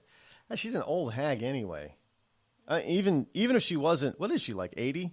Even if she wasn't old, as far as years are concerned, her ideas are old. She would still be, if she was 20 years old, Nancy Pelosi would be an old hag because her ideas are old. And there's nothing wrong with having old ideas as long as the old ideas actually worked. But her old ideas have never worked. That's the problem. They keep trying. The definition of insanity is you keep doing the same thing over and over again, but each time you try it, you expect a different result. You're going to get the same damn result. Failure. And they still haven't learned. I mean, what are they, 0-5, 0-4? Special election this time around? Well, it was 0-5 because they lost. Clinton lost, but she was supposed to win. Oh yeah, she's gonna win. Yeah, she's our next president. The next president of the United States, Madam President Hillary Clinton. Yay! Yeah, that didn't happen. Oh well, now that everybody's already after what was it? We started hearing the regrets of electing Trump. About a month after he was elected. Yeah, all these people that elected him, they're now having Trump remorse. They're, buyer remorse, electoral remorse. They didn't want to elect Trump. If they had the chance to go back, they'd vote differently. Really? They'd vote for Hillary over Donald? I don't think so. So they just knew that when Trump started nominating all these wonderful people that are in Congress and the Senate, and they started accepting, and they resigned from their elected seats in the Congress, that they were going to take over. They were going to win those seats because this was every single special election was a referendum on Trump. Oh yeah, it's buyer remorse, electoral remorse. We're going to show them. It's going to be we're going to show the people that we're going to win, and it's going to be a national local congressional districts are going to be national referendums on Trump. And they lost every single one. And so now there's some grumbling in the Democratic ranks, according to Politico. There is no challenger, however, currently to Pelosi's leadership, and none is going to happen at this point, said numerous Democrats. But it's clear frustration is growing with the longtime Democratic leader following the extensive losses Democrats have suffered over the past half decade. More than half a decade. It's more than 5 years. Well, no, I guess it started in 2010, so it's been 7 years. She was the Speaker of the House in 2008. In 2009, 2010, the first 2 years of Obama's term, and then the American people, just swiftly brushed the Democrats aside and gave power to the Republicans. Thus, she lost her speakership. But it's been more than half a decade. It's been almost a decade now. But losses have been mounting since 2010, so 7 years. So Politico is being nice by saying half decade. It's more like 3/4 of a decade. Now, the fact that Republicans spent millions of dollars on TV tying Democratic hopeful John Ossoff to Pelosi and the brand of progressive policies she represents, it shows that she will once again be an issue for Democratic challengers in the very districts that have that the party needs to win to make her speaker again. Not going to happen. And I love how the Politico just says, well, the millions of dollars that the Republicans... How about that they were still outspent by the Democrats in the Ossoff-Handel race? Well, estimates put it, depending on who you're talking to and how they're measuring the number, $23 to $30 million was spent by Ossoff's side alone. So how do you go? Well, the millions of dollars that the Republicans spent to tie Asa. Well, he was. How else do you? If you have to be handpicked, and you get handpicked by the party leadership, and the party leadership is basically Nancy Pelosi, and still to a degree Harry Reid, and just a few others. But if you do not even live in the district in which you're running to serve, what did Ossoff do one day? He just woke up one day, honey, girlfriend of mine that I don't intend to marry, that I'm living with, I think I'm going to run for Congress in that open seat. John, honey, we don't live in that district. That's okay. I'll run. And if I win, then we can move there, okay? I mean, who does that? Honestly. Somebody has to come knocking on your door and says, hey boy, you got all that dark hair on top of your head, and I think women like that, and they'll probably think that you're cute and handsome, and you're tall, you're skinny, and you're a millennial, so that you'll get the millennial vote. We think you should run, boy. That's how that happens. He just didn't wake up one day and say, I think I should run, honey. So they handpicked this kid, gave him all kinds of money, and he still lost.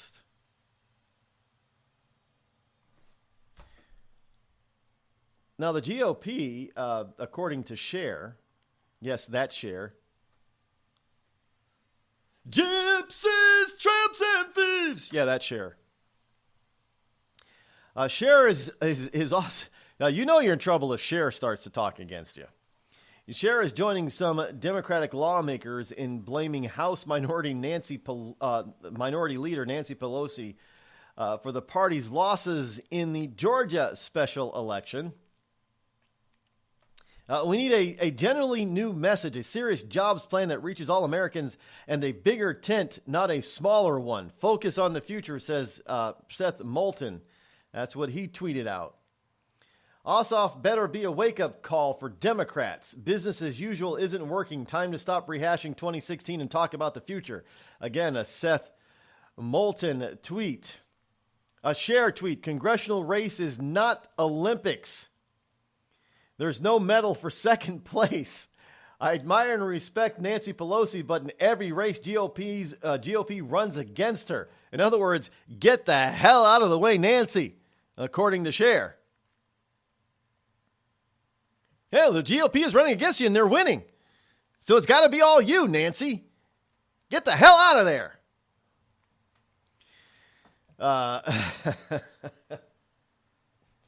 You can't make this stuff up.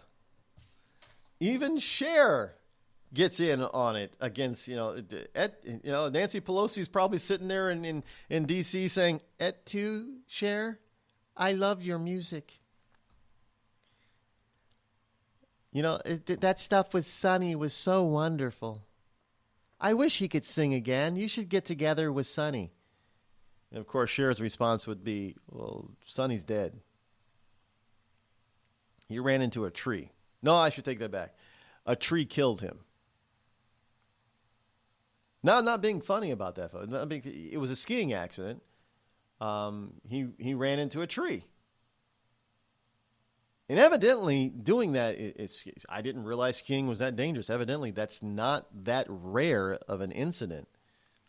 When people are skiing in like gladed areas, whether not in the open trails, but in the glades and stuff, and whatever they call those things, people tend to ski faster than they can maneuver or above their ability, and they run into trees and run it. You can get to be going like 20, 30, 40 miles an hour downhill. You run into a tree that does not move at 30 or 40 miles per hour, you're going to do some major damage to your body. And most people don't wear helmets when skiing, so if they bang their head, that's it. It's not as rare as you would think it is, evidently, according to skiing statistics, which is, I was kind of shocked when I learned about that, but it's not, not that Sonny Bono didn't know what he was doing. He just probably was going too, well, just like people in cars, they go too fast sometimes and on certain roads, and they lose control. And that's what happened to him. I mean, that happens a lot. People are injured a lot by trees. You know, these trees are just jumping out in front of people while they're skiing down the mountain. And more than you would believe, unless you did your research, are actually killed. And a lot of people are severely injured. You know, they break bones, ribs, legs by running into trees. But a lot of people, more than you would know, actually are killed by running into trees. So if you're we're in the summer now, so you don't have to worry about it. But in the fall and winter, keep that in mind, folks. Do not ski above your ability or past your ability, especially when trees are concerned. Because trees, you know, a 180-pound man is not going to bend a full-grown, 10, 15, 20-year-old tree. It's not going to move it. Sorry, it's not like a car. The tree isn't even going to bend, but it will break you. Dems. Here's from the Washington Examiner. FEC, Dems are eyeing widening Russia probe to Facebook, Drudge, and foreign companies. Now, this is on the heel. This is on the heel of the loss in Georgia. Big loss, by the way. You're talking 5 points. When they had this guy up by 3 points at one point. So there was an 8-point swing. Now, of course, I don't believe for an instant that the true internal polls show that Ossoff was ever up. But let's just use their own polling numbers. They had it's a tight race, it's going to be too close to call. But right now, polling is that Ossoff is up by 3 points.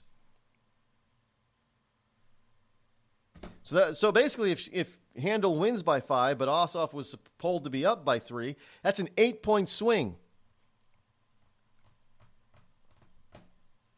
by election day that they were off. So, but and everybody's talking about how these people continually bring up this whole Trumpgate thing, as that they tried to call it. Didn't work out that way, so now it's still called Russian collusion. They tried to call it Trumpgate, didn't work.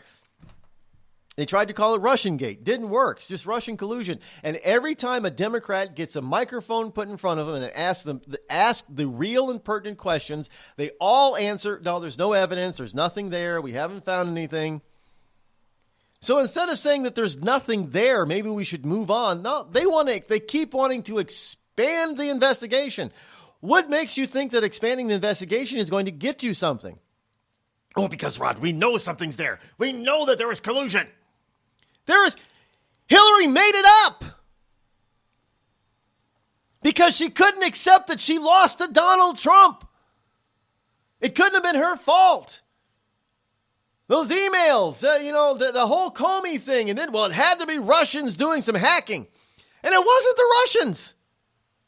Podesta got fished because he was a dumbass. So now they want to spread the investigation to what? Their buddies. Facebook? What the? You're gonna investigate Mark Zuckerberg and company, who all they did was try to help Hillary? What? I mean, this is sad. Well, it's wasting a lot of taxpayer money for one, but it's just freaking sad. You want to investigate Drudge and Facebook for what? What the hell are you going to find over there? Well, a new proposal by anti-Trump Democrat on the Federal Election Commission would expand the federal government's probe into alleged Russian influence through foreign companies and internet sites that take political ads like Facebook. Oh my God! The Russians may have bought political ads! Did you know that it is illegal for foreign money to be utilized directly by candidates here? But if a foreign government wanted to, say, take out an ad in support of a candidate, you know that they can, because it's free speech. So if the Russians wanted to say, Russia supports Trump and put out an ad that says Russia supports Trump or Russia supports Hillary, you know that they could.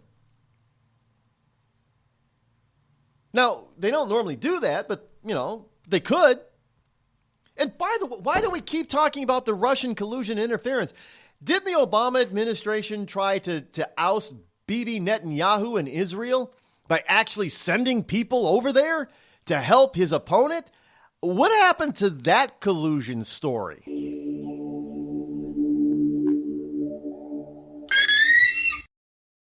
I'm not Rod Eccles, and I approve this message. A couple of weeks ago, a long-haired young person came into our bank and said to me, "I bet you won't lend me money to buy an electric guitar." Well, he was making $100 a week, and he was over 18, and I said, "I bet you I will lend you money to buy an electric guitar." And I did. So what happens? The punk gets busted for possession of dangerous drugs, and we're out $350. There's one thing about kids nowadays. You don't have to give them credit. Universal Bank. We trust you. About as far as we can throw you. Give a man a fish and you feed him for a day. Sign him up for the Box of Bait Club and he'll never be hungry again. The Box of Bait Club is a brand new dream come true for every fisherman. Something new and different in your tackle box every month. Every month, another excuse to get outside and do what you love. Don't let this one get away. The Box of Bait Club is currently accepting a limited number of pre-orders with subscriptions starting at $39.95 per month. Find out more now. Log on to boxofbaitclub.com. Tired of paying outrageous prices for Viagra? Well, we have great news for you. Now you can finally get Viagra at huge discounts. Healthy Man allows you to save up to $500 on Viagra. Why pay U.S. pharmacy prices of $15 per pill or more when you can get Viagra for less than $3 a pill? Call today and get 40 Viagra pills for only $99. This can cost as much as $600 at your local pharmacy. You can't afford not to call us. If you want Viagra at the lowest prices, never pay $15 a pill pharmacy prices again. Get Viagra for less than $3 a pill. Call 800-595-2614 today and save up to $500 and get 40 pills for just $99. Healthy Man is fast, easy, and affordable. Operators are waiting at 595-2614 to take your call now. Call 800-595-2614. That's 800-595-2614. Again, 800-595-2614. We've all heard of male enhancement, but now there's an expert on true male enhancement in the areas that really count. In Herb Ellis's book, Husband 2.0, Real Male Enhancement, you'll find answers to questions like, why doesn't she want to have sex? A quick start, quick results workout guide, plus what you can do as a side hustle to make money now. With all the great tips in this book, every man can benefit. Get the book, Husband 2.0, Real Male Enhancement, on Amazon.com. It started with a knock, but it wouldn't end there. What happens in the story next, many wouldn't understand, and most wouldn't believe. 5 + 2 = Perfection by Samuel Rosette Jr. is a must-read. The scriptures within are reminders of the ancient past, and yet intriguingly infuses with texts which stand on the edge of the stage of relevancy. Available online at Westbow Press, Amazon, Books A Million, Barnes & Noble, and SamuelRosetteJr.com. Warning. Listening to the Rod Eccles Show by the Idiot Left may cause outrage, fear, a need for safety pins and/or spaces. If you experience any of these symptoms or are allergic to truth, tune in and learn something.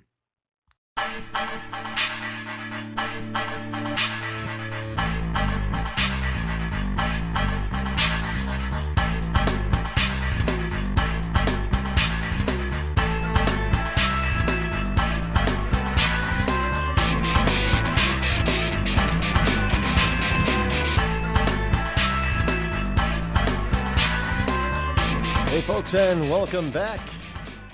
If you are a person who likes to drive, and you are a person who likes to travel, and you are a person that likes to vacation, how would you like to get paid to travel and vacation?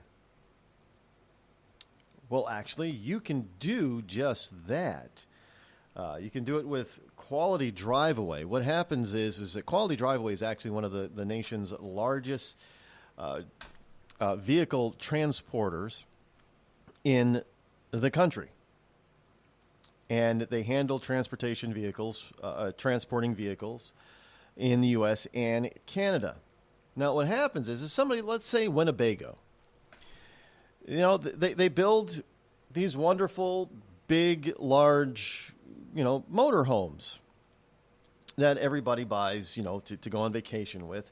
But these things are too big to be put on flatbeds or on otherwise traditional truck carrier transport systems. They can't be put on trains because they're just too big. So how do they get them from the Winnebago factory, wherever they're built, to, say, Florida or to Pennsylvania or anywhere else? Well, they have companies like Quality Drive Away whose drivers come to them, pick up the vehicle, and drive it away and deliver it personally. Now, Quality Drive Away actually has 23 regional offices around the country, so you don't have to go very far. And they pick up and deliver all over the country in Canada. So you could say, maybe you live in Pennsylvania. Well, you could find a vehicle that needs to be picked up somewhere in Pennsylvania, go there to pick it up, and say, it has to be delivered in California. Yes, it can go that far. You can drive that thing all the way to California, be paid for it. So now you've just gotten out to California, not only for free, but you got paid to go to California. You could spend a week out there in California, say in San Francisco if you want, and then find a ride back by getting on a particular job that's heading back towards the East Coast. Maybe it has to go through Texas, and then you pick one up in Texas, and you head back to Pennsylvania, and you're home, and you can stay at home, and you don't have to go back out if you don't want to. People do this a lot. There are even people that earn six figures doing this. You need to get the information at qualitydriveaway.com. All you got to do is have a valid driver's license. If you have a CDL, either CDL-A or CDL-B, you'll even have the opportunity to drive big rigs. But in many cases, all you need is a valid driver's license. And if your state requires, your for-hire license. Here in New Hampshire, we don't have a for-hire license. In other words, a taxi driver's license or a school bus driver's license or something. You don't necessarily have to have that in some states. But if your state requires it, then you have to have that in order to drive. Otherwise, valid driver's license and the ability to drive for hire, that's all that's necessary. And you can make some money. Check them out, qualitydriveaway.com. So Nancy Pelosi is on the way out, possibly. I don't know. The Democrats are still focusing, because the Democrats are still focusing on the Trump-Russia collusion, which does not exist. That's a major problem for the Democrats. And they've been burned 5 times, or at least 4 times now over this. They're 0 for 4 in special elections. And yet they're still pressing for widening the investigation of something that doesn't even exist. They're wasting their time and our money. The following program is recommended for mature individuals and may contain material unsuitable for morons, cretins, and dishwipes. If you are a moron or a member of the PTL Club, please turn off your radio, because we don't need any more stupid, narrow-minded, pencil-neck geeks who wouldn't know the First Amendment if it came up and bit them on the butt. Thank you. When I found out I had atrial fibrillation, a serious but highly treatable heart condition, first thing I thought of was, who would take care of my wife and children if anything were to happen to me? My doctor recommended Prevactin. I had a lot of questions, so I did some research. It turns out Prevactin is the #1 recommended drug for Crohn's disease. I think my doctor's trying to kill me and steal my wife. Doctors. They'll stop at nothing to get your wife. The Red Cross responds to nearly 66,000 disasters every year, most of them house fires. Red Cross President and CEO Gail McGovern says you need to develop an evacuation plan and practice it, especially with your children. It takes just 2 minutes for a home to be engulfed in flames. Practice those drills. We all think our kids know what to do. They don't. We need to teach them. We have started a large campaign where we're going into vulnerable communities and helping install smoke alarms. Already 92 lives were saved, and 4 of those lives were saved by a 5-year-old girl who remembered what we taught them during these fire drills, and she got her family out. We also have a slew of free apps that people can download onto their smartphones. It's what to do in every kind of disaster you can imagine, how to prepare and how to recover. To help support all the Red Cross does and to make a financial donation, go to redcross.org. That's redcross.org. See that cute little dog in the pet store window? Chances are it came from a puppy mill. A breeding facility that forces caged, neglected, and often sick dogs to churn out puppy after puppy to be sold for profit. Meanwhile, millions of wonderful, healthy pets end up in animal shelters. This leads to the killing of more than 9,000 by the end of today. But with one simple choice, you can help. Just by deciding to adopt instead of purchase your next pet. Animal shelters are full of amazing pets looking for a home. When you adopt your new best friend, not only are you saving a life, you're taking a stand against puppy mills. When your friends see the smart choice and impact you've made, they adopt their next pet and share with 5 of their friends, who share with 5 more. Before long, thousands get involved. Pet stores stop selling dogs from puppy mills, and even more lives are saved. And with your help, we can save them all. Visit bestfriends.org/puppymills to learn more. Every day, the men and women of the United States Marine Corps demonstrate their commitment to defend the American way of life. Since 1775, we have served our nation as a force in readiness. Get some rear security. From combat operations to humanitarian assistance in every corner of the world. No matter where the mission takes us today, or wherever our country needs us tomorrow, we always remember the land we call home. As Marines, we take a stand for each other, for our nation, for us all. The few, the proud, the Marines.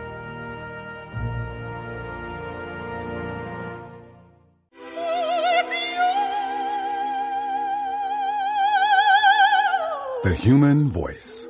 It can be sweet as music, powerful as thunder, And so, my fellow Americans, cheerful as laughter. But for millions of people, it can also be a sign of COPD. This serious lung disease can make it so hard to breathe, you often can't catch a breath or finish a sentence, let alone carry a tune. And many who have COPD don't even know it. That's where your voice comes in. If you think you or a loved one have symptoms, talk with a healthcare provider. Early diagnosis can mean better treatments and quality of life. Join us in raising our voices for the millions with COPD who can't. Learn more, breathe better at NIH.gov.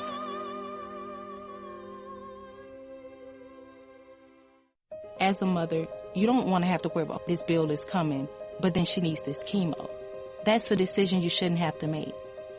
It's a huge burden lifted financially, and so it allows you to give singular focus to your child. I've never known a hospital that takes care of their patients so thoroughly. That was the first thing I was like, how are we going to do this? When they told us that we didn't have to pay a single bill, I was like, wow. They pretty much have saved us. It's like the world has been lifted off of your shoulders, and now your focus is supporting this child. There is not another hospital like St. Jude. The patient care is unmatchable. It saved my life. It saved my daughter's life. It saved our family. St. Jude Children's Research Hospital. Finding cures, saving children. Learn more at stjude.org. On the battlefield, there's a saying America's military men and women live by. Never leave a fallen warrior behind. Ever. Off the battlefield, Wounded Warrior Project operates with the same goal. We leave no warrior behind. Wounded Warrior Project is a non-profit organization created to help our men and women returning home with the scars of war. Whether those scars are physical or mental, we're here to make sure that they heal. And whether it's helping those with post-traumatic stress disorder live a normal life again, or giving much-needed support to injured warriors in veterans' hospitals. Because no one deserves our help more than the men and women who risk their lives to keep us safe. Wounded Warrior Project. We never leave a fallen warrior behind. Ever. Learn more about what we do at woundedwarriorproject.org. Zinc Media. Feel the power of knowledge.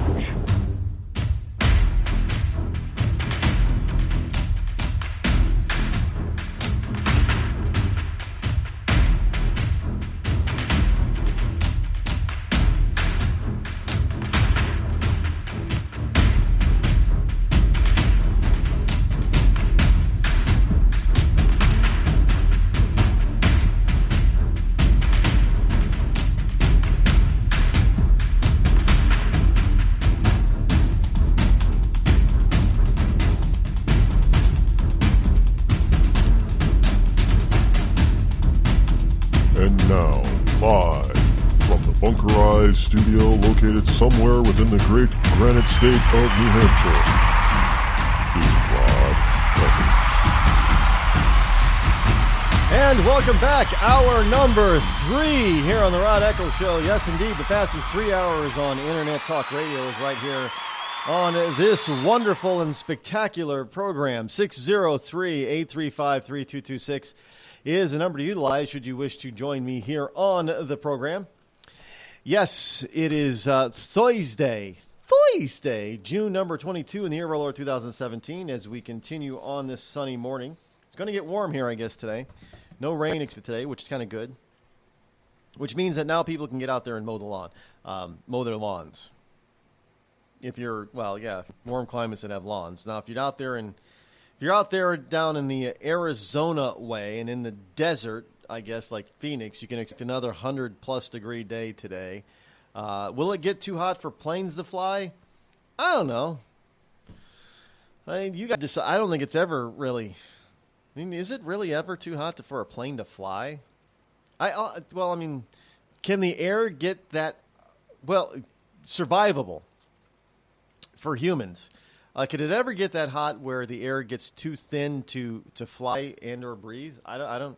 Well, you're way up there in the stratosphere, in the atmosphere, and you got to pressurize cabins in order to keep human beings from passing out because the air is so thin up there. So, I mean, does anybody think about that? Remember, they were saying that they had to cancel flights because the planes couldn't get enough lift to take off. But yet they fly at 30 to 35, 40,000 feet in the air. Air is pretty damn thin up there. The atmosphere is pretty damn thin. And planes fly. No problem. So why would they not be able to fly down here, closer to the ground on such thin?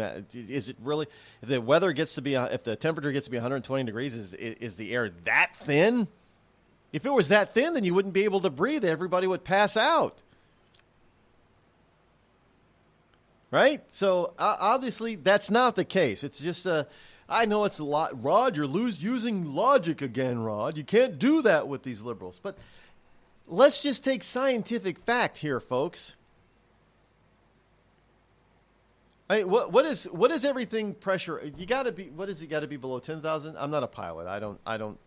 Was it 10,000 feet or lower in order to not need assistance in breathing because the air is thick enough for you to be able to breathe?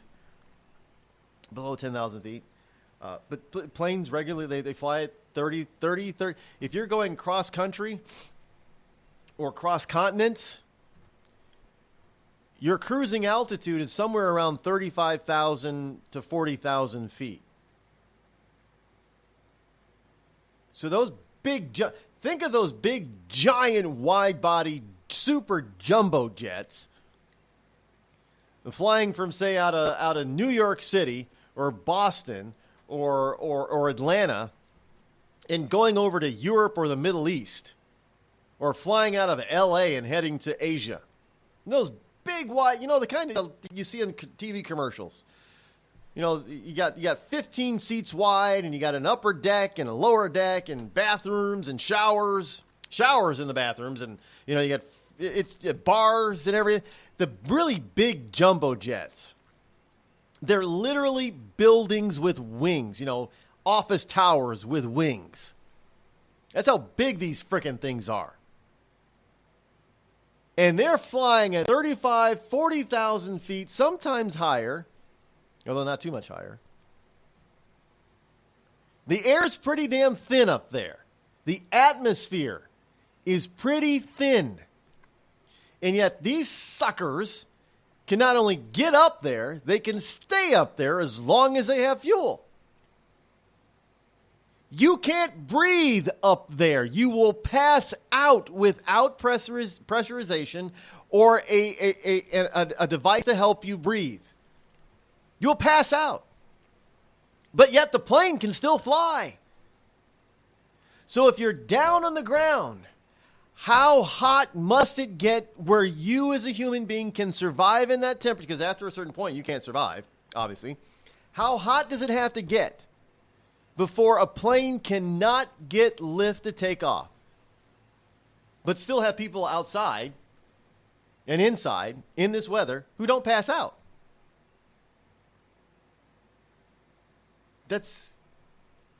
I know that's, you're thinking science and logic, Rod. You can't do that when it comes to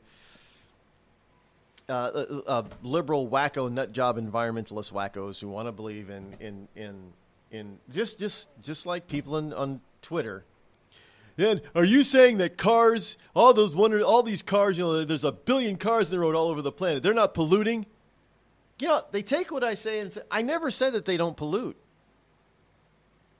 I said is what they don't do is contribute in a major way to global climate change.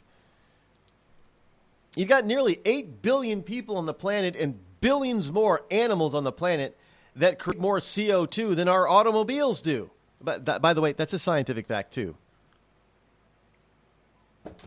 Breathing, simply being alive, creates CO2. And these idiot, wonderful leftist environmental wacko nut jobs, they either don't know it or forget the fact that they actually, throughout the whole living process, create CO2 and methane.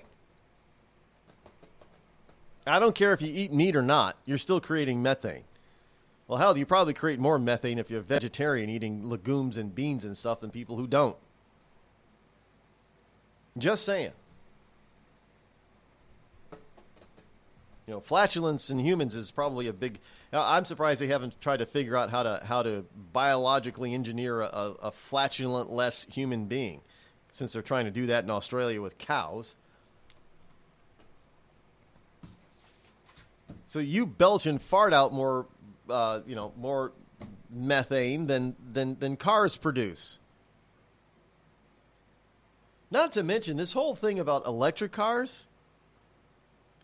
I mean, we knew back in the day, not too long ago, when this whole issue about the first generation Prius. Anybody remember that? When they actually did some real world testing of the Prius, and they put everything together of what it takes to make the Prius, get it to market, and utilize the Prius for a 10-year lifespan versus I think it was a Cadillac Escalade. And they found out that the carbon footprint of the Prius was bigger than the Escalade. And the left went nuts. You can't say it's an electric car. It's not doing anything. But then you start figuring out everything that goes into making a Prius, and you realize, hell yeah, its carbon footprint is bigger than an Escalade. When you factor in, this is the thing that they don't factor. All they do is they see the wonderful little Tesla or Prius or electric hybrid car sitting in their driveway and think, oh, isn't this wonderful? But hello, the vast majority of electricity in this country is produced by what? Fossil fuels. Over 80% of our electricity is produced by fossil fuel generation. That leaves less than 20% to be produced by nuclear, geothermal, hydroelectric, alternative like solar and wind.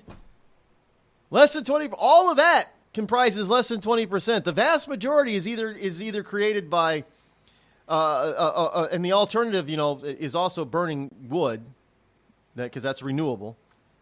But fossil fuels, which is natural gas and coal and oil, makes up the vast majority of our electrical production plants in this country.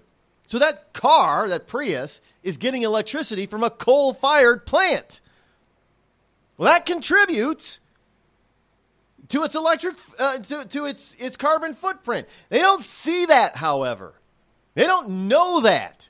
All they see is this cute little thing, and that every time they drive it, they think they're saving the planet. But by their own standards, of course it's not true, but by their own liberal, idiotic standards, every time they jump in that damn Prius, they're actually killing the planet. But they think they're saving it. Because none of you idiots on the left actually follow through on anything. You don't learn anything in detail. You just listen to what some wonderful person that you think is absolutely wonderful tells you. You take the soundbite and you start running with it. And you take that soundbite as the complete and utter and total gospel. Electric vehicles don't burn fossil fuels. That's all you need to know. They don't burn fossil fuels. They don't burn gas. You're great. But you don't know anything about how the car is produced, how it gets to where it's going. Yeah, it takes fossil fuels to produce it. It takes fossil fuels to transport it to the dealership where you buy it. It takes fossil fuels to power the damn thing because you got to plug it in somewhere. But you don't see all that because you don't care to. Wonderful stuff. I mean, there was the Prius thing, the batteries, the nickel that was being used in the I mean, it was so bad. It was a dead zone. There's a strip mine in Canada where they were getting some of the components, heavy metal components to the batteries for the Prius from. It was a dead zone. Nothing grew anywhere near the strip mine. It was just dead. Because heavy metals are dangerous to all living things. So then they had to dig it out of the ground, they're creating this humongous hole in Canada. That's what strip mines do. They just dig holes. And then they have to ship this material to the battery manufacturer in Canada. And then they had to ship the batteries over to Japan, where the Prius is made. And then they had to ship the completed Prius back to the United States.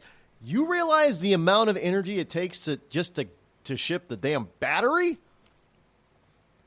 To get the raw materials, to make the battery, to ship the battery to where it's got to go to get so it can be put into the Prius, and then to have the Prius shipped back to the United States. Do you realize the amount of energy that takes?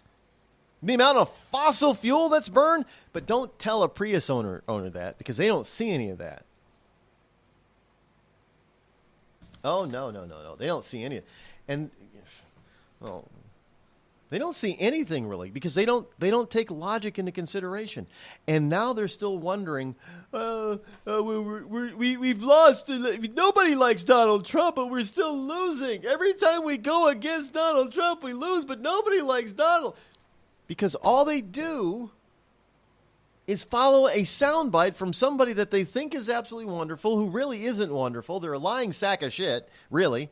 But they follow that soundbite without digging into it, and they just say, Trump's on the ropes. He's only got 36% approval rating. They don't follow through and find out that the poll was loaded with anti-Trump Democrats. In that Real Honest polls put Trump closer to 50% or more in approval rating. They don't look into that. Maybe if they did, they wouldn't have backed people like Ossoff and Pelosi. They sure as hell wouldn't be driving a Prius.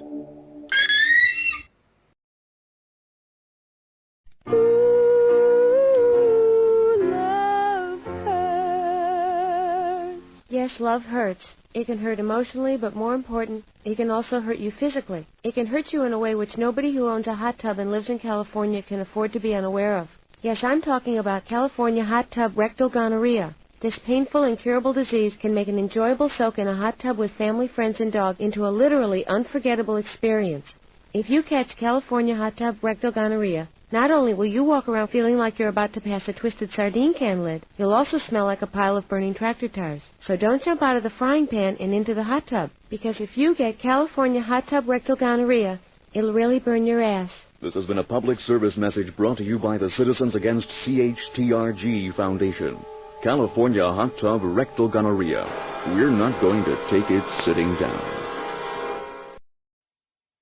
Tired of paying outrageous prices for Viagra? Well, we have great news for you. Now you can finally get Viagra at huge discounts. Healthy Man allows you to save up to $500 on Viagra. Why pay U.S. pharmacy prices of $15 per pill or more when you can get Viagra for less than $3 a pill? Call today and get 40 Viagra pills for only $99. This can cost as much as $600 at your local pharmacy. You can't afford not to call us. If you want Viagra at the lowest prices, never pay $15 a pill pharmacy prices again. Get Viagra for less than $3 a pill. Call 800-595-2614 today and save up to $500 and get 40 pills for just $99. Healthy Man is fast, easy, and affordable. Operators are waiting at 595-2614 to take your call now. Call 800-595-2614. That's 800-595-2614. Again, 800-595-2614.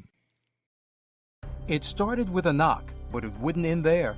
What happens in the story next, many wouldn't understand, and most wouldn't believe. 5 + 2 = Perfection by Samuel Rosette Jr. is a must-read. The scriptures within are reminders of the ancient past, and yet intriguingly infuses with texts which stand on the edge of the stage of relevancy.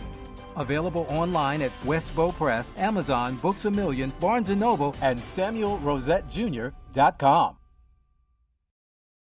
We've all heard of male enhancement, but now there's an expert on true male enhancement in the areas that really count. In Herb Ellis's book, Husband 2.0, Real Male Enhancement, you'll find answers to questions like, why doesn't she want to have sex? A quick start, quick results workout guide, plus what you can do as a side hustle to make money now. With all the great tips in this book, every man can benefit. Get the book, Husband 2.0, Real Male Enhancement, on Amazon.com.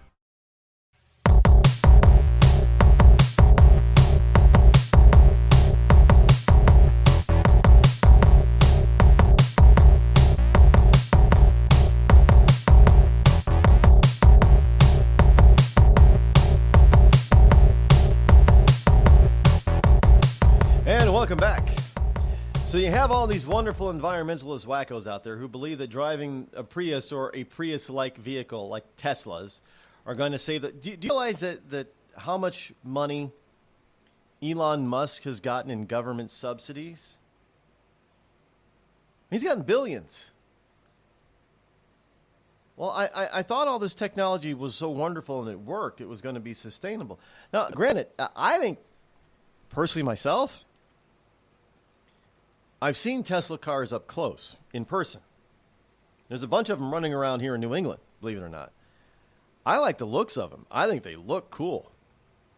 And after speaking with one of the Tesla owners in the winter, he's had his for 4 years now. They operate great in the snow and in the cold. There's no issues with them, and he gets a good amount of mileage out of them. Like, yeah, I wouldn't mind owning a Tesla. I'm not going to pay a premium for an electric car like idiot people did with a Prius. But if they were more reasonably priced, I'd buy a Tesla. Look, Tesla is still one of the, believe it or not, the supercar that Tesla first built, that electric thing. It's still one of the fastest supercars, super production cars on the planet, and it's electric. I mean, what is it? The thing does 0 to 60 or something in like less than 4 seconds. I mean, that's supercar material. That's faster than a lot of gas-powered cars. It's not. I mean, that's a $250,000 vehicle too, by the way. That's why it's a supercar. But But other than that, I like them because they're quiet. You don't hear the damn things when they're on. The only road noise that you get is from the tires on the road. There's no engine noise. It's great for music. Well, if you're going fast enough, you get wind noise. But other than that, and there's very little wind noise because they're designed very well and very tight. That would be, not to save on gas because I got to pay for the electricity somehow. I'd probably save on maintenance, to tell you the truth, because there's a lot less moving parts, no internal combustion engine and all that goes along with it. So all I got to worry about is suspension and brakes on those things. Right, when it comes to moving parts. But I would not buy a Tesla or any other electric vehicle simply because I'm thinking I'm saving the planet, because that's a false notion. It's stupid, it's dumb, and you'd be wrong. All right, besides, there are gas-powered cars that are getting well over 40 miles to the gallon, and they're not little tiny little putt-putts either. I mean, there are cars that are getting 40 miles to the gallon, and some of them are mid-sized vehicles. Not bad. I mean, I have a 10-year-old vehicle now that only gets about 32, 33, and it's a Scion TC. I love that car. It has never caused me any grief or problems, mechanically speaking, and it's always gotten decent gas mileage. But now I'm looking at things and think, well, I can get a bigger car and I can get an SUV now that gets better gas mileage than my little TC. So what is that telling me? It's telling me that I don't need to pay a premium to save, quote unquote, the planet by getting an electric car or electric hybrid car. Just go out and get a gas guzzler that gets 40 miles to the gallon. I can feel a lot safer. Don't have any false notion that I'm saving the planet when I'm driving it. Just saying. I can go out and get a BM. Well, isn't there? Well, you got diesel vehicles that get 50 miles to the gallon. But doesn't Volkswagen has a couple of diesel vehicles that get close to 50 miles? Why don't I buy one of those? Oh, because diesel fuel is dirt. No, it's not dirty. Not to mention, it sips the fuel. So if you're hardly burning any, if you're at 50 or 55 miles to the gallon, and that means you're not burning very much gas or diesel fuel. So how much pollution are you really putting in the air if you're burning so little? I mean, no, they don't even think of that either. Obviously, the more efficient the vehicle gets, the better the gas mileage it gets, the less gas that it uses to go the same distance that you used to burn, which means you're putting out less pollution. So where is the trade-off? Where's the payback? There isn't any payback on electric vehicles. Other than, like I said, Teslas are cool. Personally, I think a Prius is damn ugly. Teslas look cool. I'd buy a Tesla. Again, not simply because, not with any notion that I'm saving the planet every time I jump in it and drive it, but I just think that they're damn cool. And they actually work in real-world circumstances here in New England because there's a bunch of people that have them, and I spoke to one guy who does own one and says that he loves it. But by the way, his electric bill went up 25% because of it. So you're going to have to pay for it one way or the other. But hey, Elon Musk, if you want somebody to test your vehicles out here in New England, I'll be more than happy to take one of your electric vehicles to test it for you if you want to give me one, just so you know. Because I really think they're beautiful cars, by the way. And they're fast, and they're reliable, and because I wouldn't mind owning one. Isn't that good enough reason? But I'm not going to save the planet driving it. The Red Cross responds to nearly 66,000 disasters every year, most of them house fires. Red Cross President and CEO Gail McGovern says you need to develop an evacuation plan and practice it, especially with your children. It takes just 2 minutes for a home to be engulfed in flames. Practice those drills. We all think our kids know what to do. They don't. We need to teach them. We have started a large campaign where we're going into vulnerable communities and helping install smoke alarms. Already 92 lives were saved, and 4 of those lives were saved by a 5-year-old girl who remembered what we taught them during these fire drills, and she got her family out. We also have a slew of free apps that people can download onto their smartphones. It's what to do in every kind of disaster you can imagine, how to prepare and how to recover. To help support all the Red Cross does and to make a financial donation, go to redcross.org. That's redcross.org. I'm just so happy my father had a chance to see his kids before he passed. I just want to say thank you. When her father fell ill, the American Red Cross was able to help get Veronica's brother home from the Navy to speak to his father one last time. It's thanks to your donations that we can connect military families when they need it most. Please donate today at redcross.org. It's Thursday night, and you're grabbing drinks with some friends. Started off with a pitcher for the table, which quickly becomes 2. There's pool. And there's the photo booth. All right, everybody squeeze in. Say cheese! Followed naturally by an order of wings. And another. Can we get some extra ranch sauce? Then there's the ceremonial nightcap. So what are we doing this weekend? And lastly, it's back to the car, which, if you're buzzed,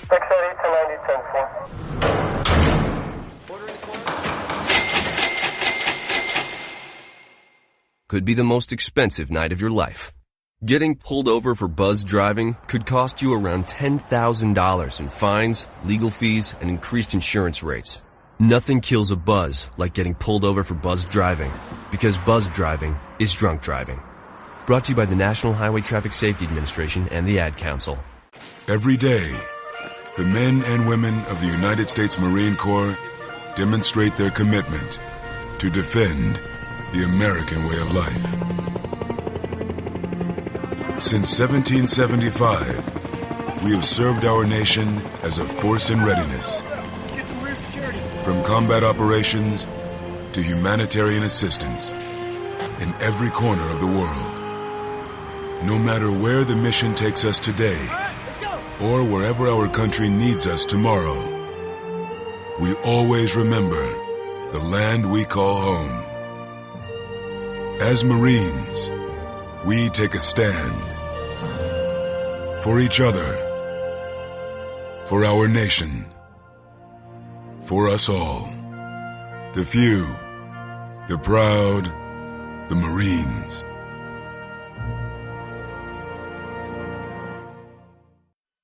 I considered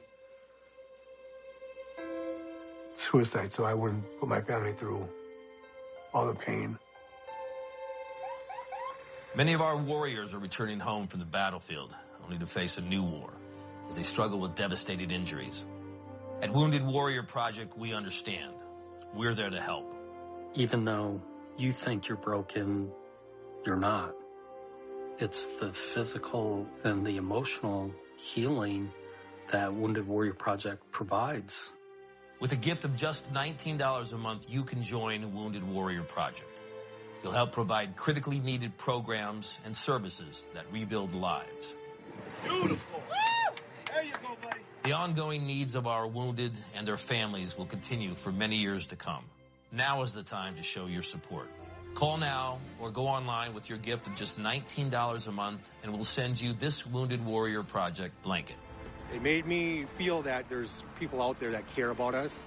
After this event, we can finally maybe start to heal as a family and move forward. We need your help. The families are hurting. For many of our wounded heroes, the greatest casualty is being forgotten. That's why your gift of just $19 a month is so important. Please, call or go online right now.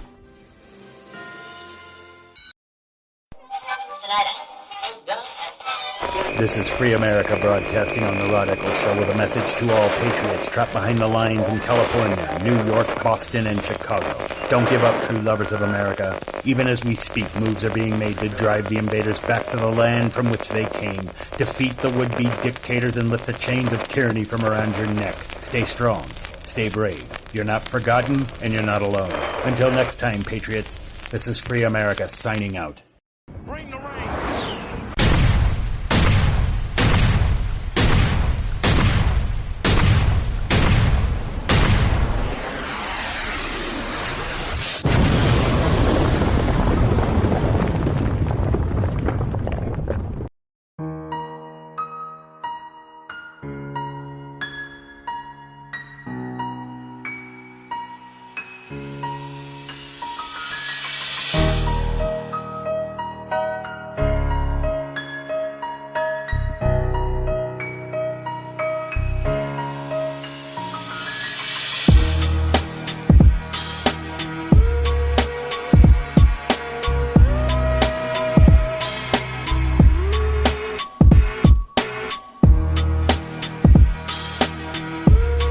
603-835-3226. Yes, indeed, that is the number to utilize should you wish to join me here on the Rod Eccles Show. And if you wish to utilize your earnings potential for a part-time job by driving your car, you should check out Uber. If you haven't heard, earlier this week, Uber has made some major announcements.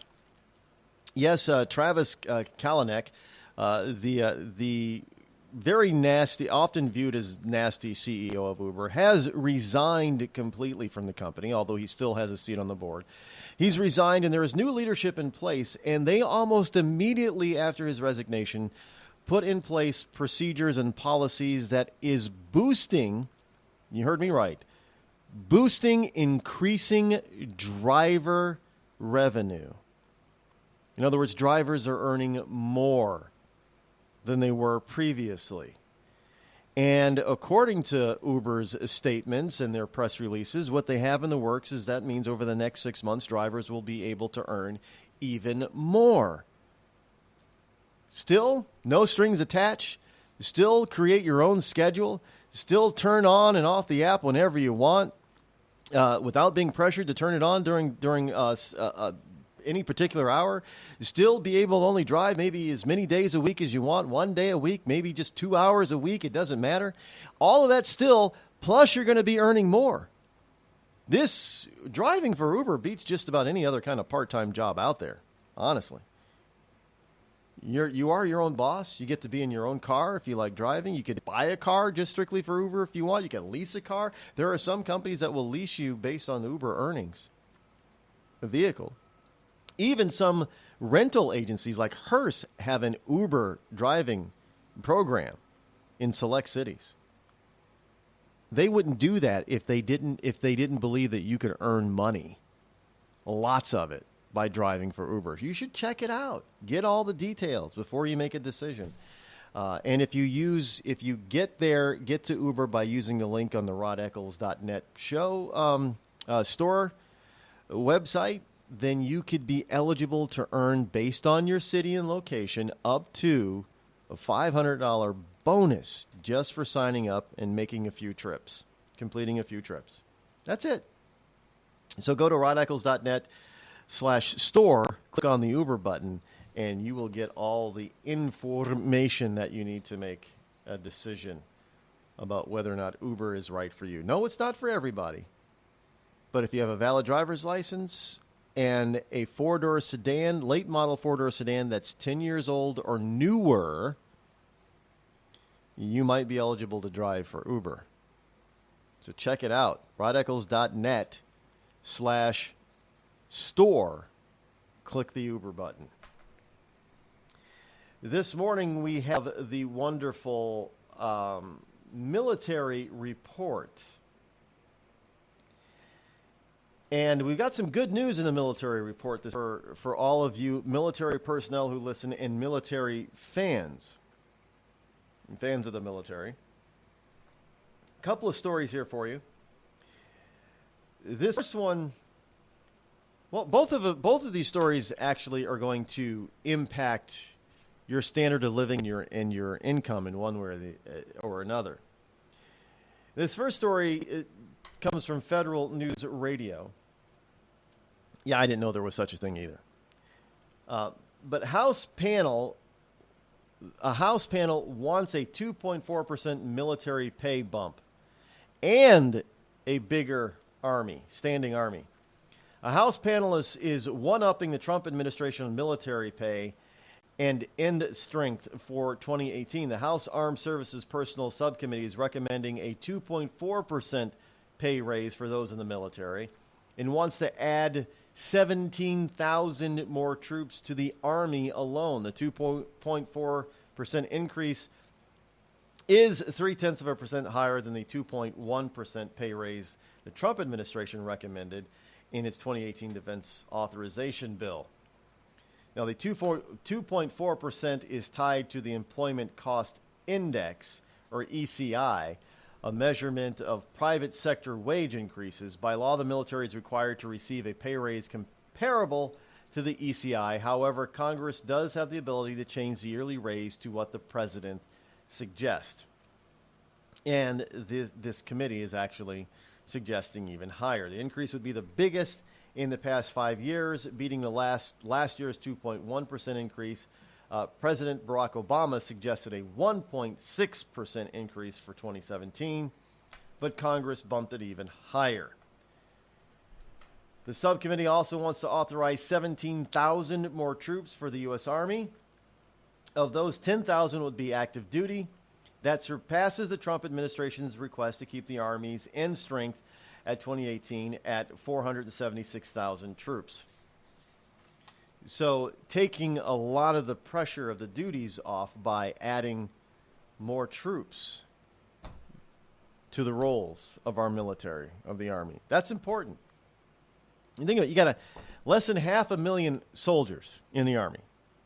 For a nation of nearly 320 million people, less than 500,000 soldiers. We've got a military that's, it's now down under 3 million total in all, 4 branches: Air Force, Navy, Marines, Army. I mean, that's not even 1% of the population.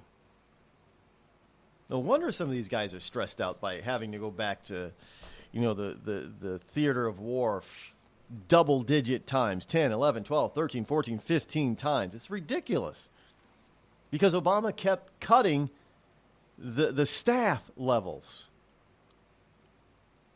And he wasn't giving, 2.4% may not seem like a lot, but when you're an enlisted man with a family, any type of raise that's significant is going to be a benefit to you.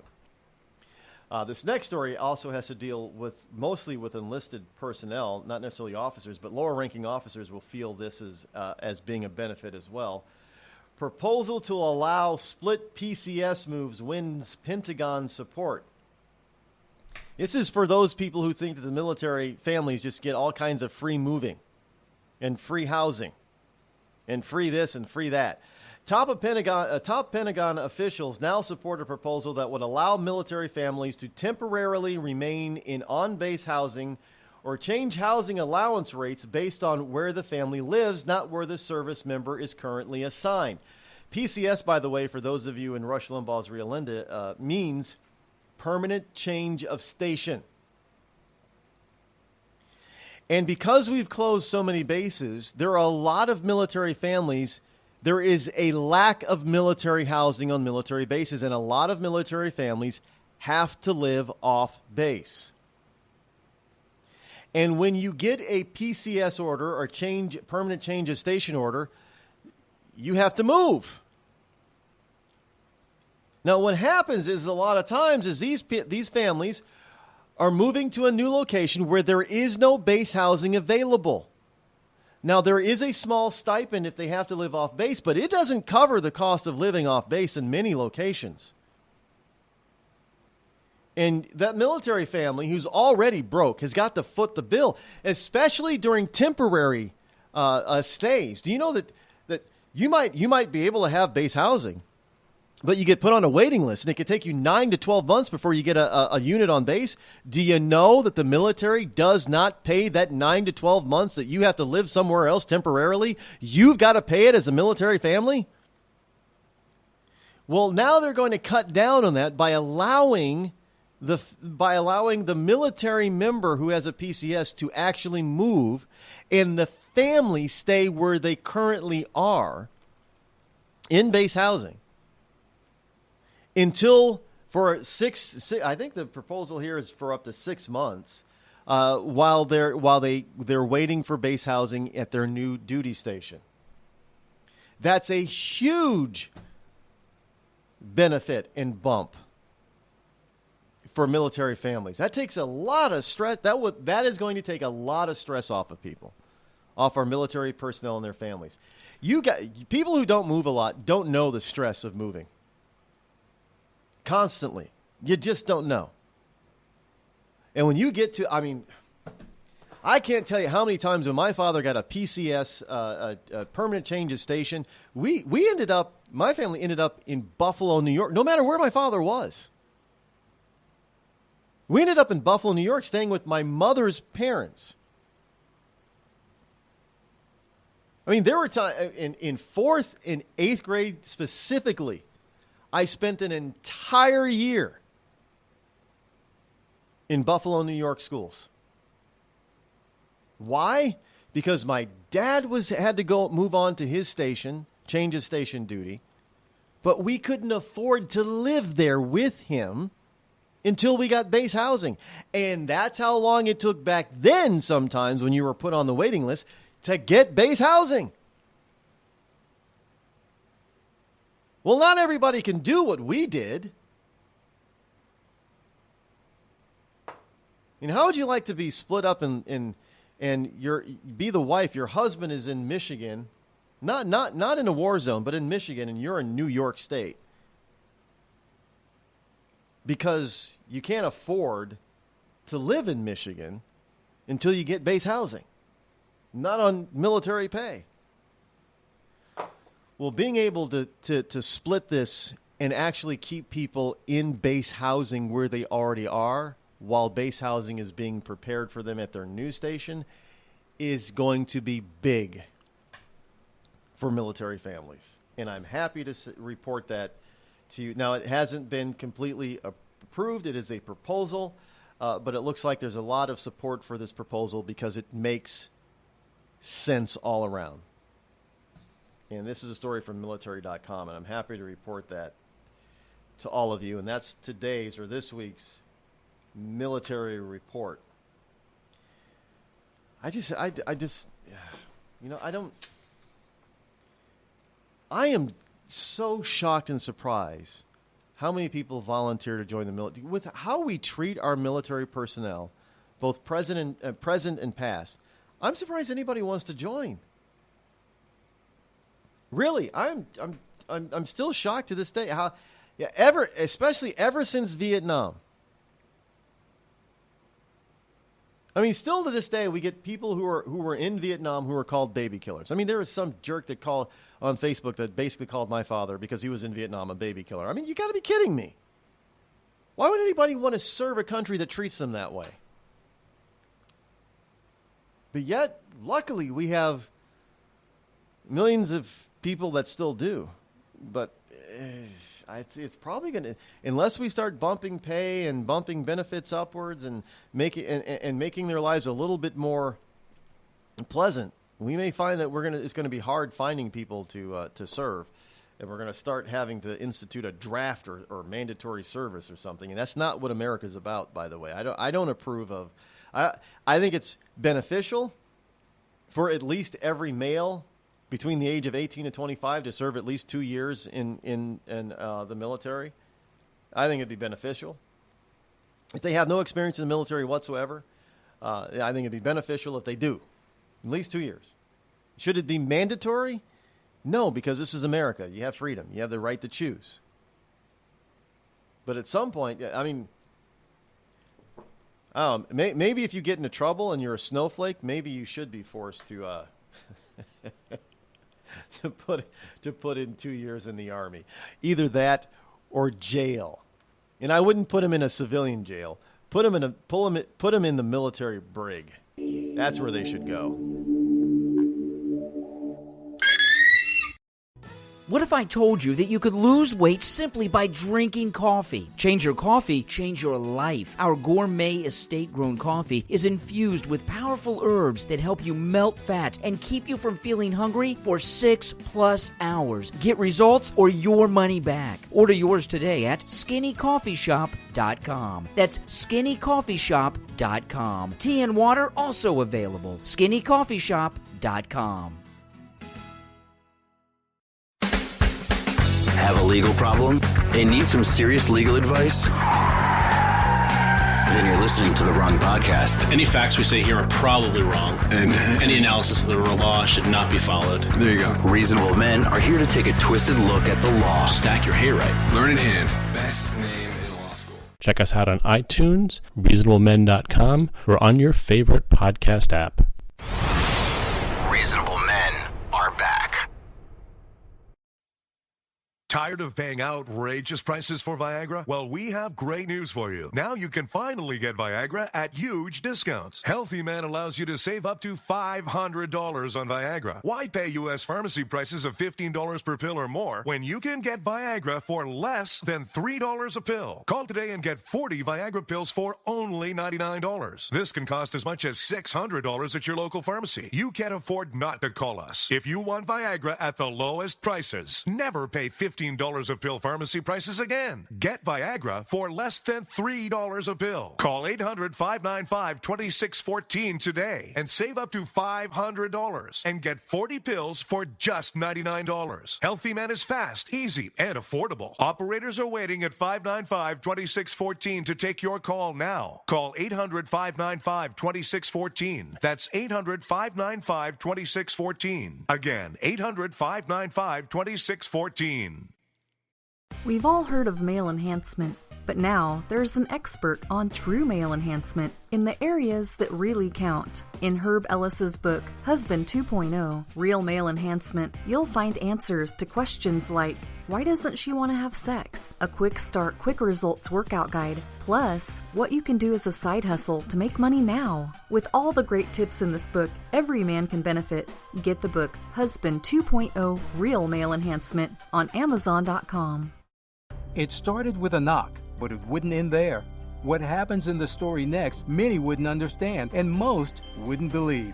5 + 2 = Perfection by Samuel Rosette Jr. is a must-read. The scriptures within are reminders of the ancient past, and yet intriguingly infuses with texts which stand on the edge of the stage of relevancy. Available online at Westbow Press, Amazon, Books A Million, Barnes & Noble, and SamuelRosetteJr.com.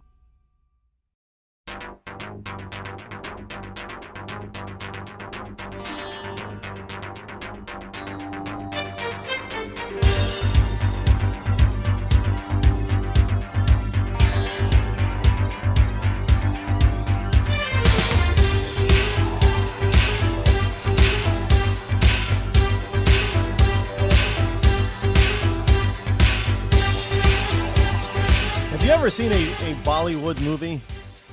I have seen one in my life, and believe it or not, it had English subtitles on it, and they're actually kind of long, but they're very flamboyant, very colorful, but that kind of music, just dancing, just song, musicals.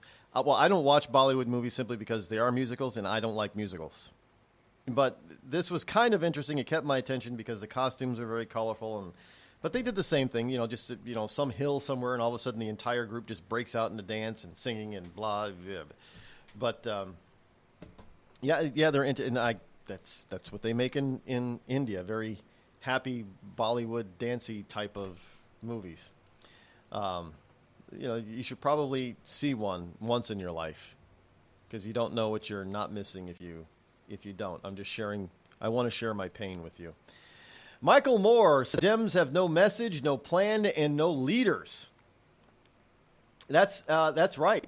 Even Michael Moore is saying that the Democrats are having issues because of The recent loss by John Ossoff, Democrats on Wednesday, he lashed out at the National Democrats on Wednesday after the party fell short of a special House runoff election in Georgia, despite spending tens of millions of dollars on a race that was viewed as a referendum on President Trump. All those special elections were viewed as a referendum on Trump. Kentucky and Montana, and, well, maybe not in South Carolina, but definitely Georgia.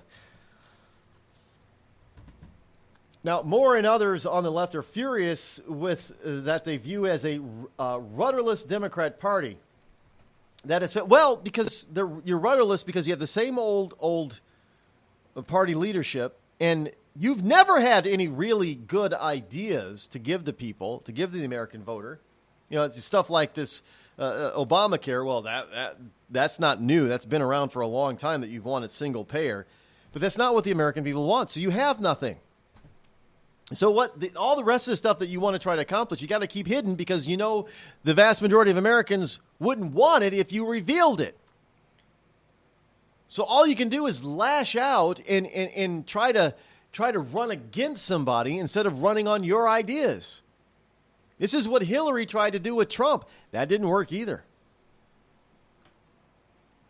And this is what you keep trying to do. You tried to do that with W. Bush. With Al Gore, that didn't work either. He got elected twice. And the only time you actually won is when you had Obama come about and say, well, I have a vision of change. We need to change. We all want change. Now, he didn't tell us what that change was, but at least he was running on something and for something, not against something. He was running for change. Of course, we didn't know what the change, well, most voters didn't know what that change really meant until after he was elected, especially his second term. But at least he was a candidate because Hillary was running, against. I'm not gonna do what George W. Bush did. I mean, she was running against Bush, and if you look back at that campaign, Obama was running for change. And look, he won. But Democrats don't seem to pick up on that. In fact, they are now still digging in their heels at the Congressional Black Caucasians, as Limbaugh calls them. The Congressional Black Caucus rejects Trump's White House invitation. Oh yeah, let's not go and talk to the president, the man who's elected by the vast majority of Americans. Let's not talk. No. We're going to snub him by rejecting his invitation. See, we snub. You look like a bunch of damn fools. You look like a bunch of bigoted damn fools.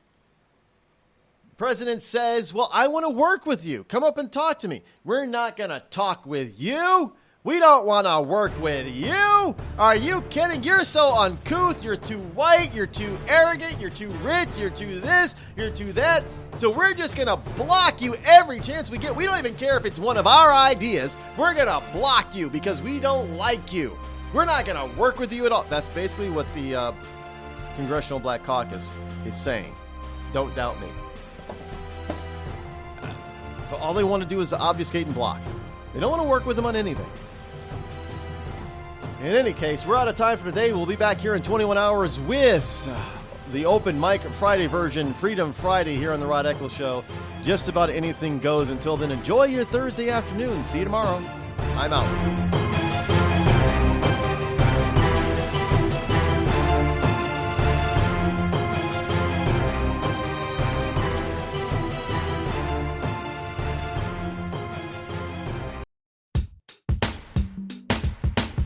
It feels good to be a Clinton.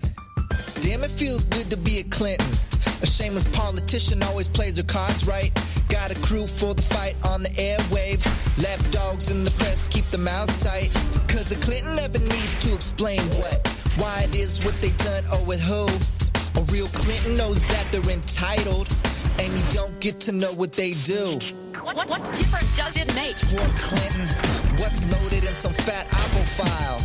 A Clinton plays the victim for promotion. A Clinton kills it off with a smile. Damn, it feels good to be a Clinton. A server full of secrets ain't no thing. Damn, it feels good to be a Clinton. Nothing ever hits with the sting.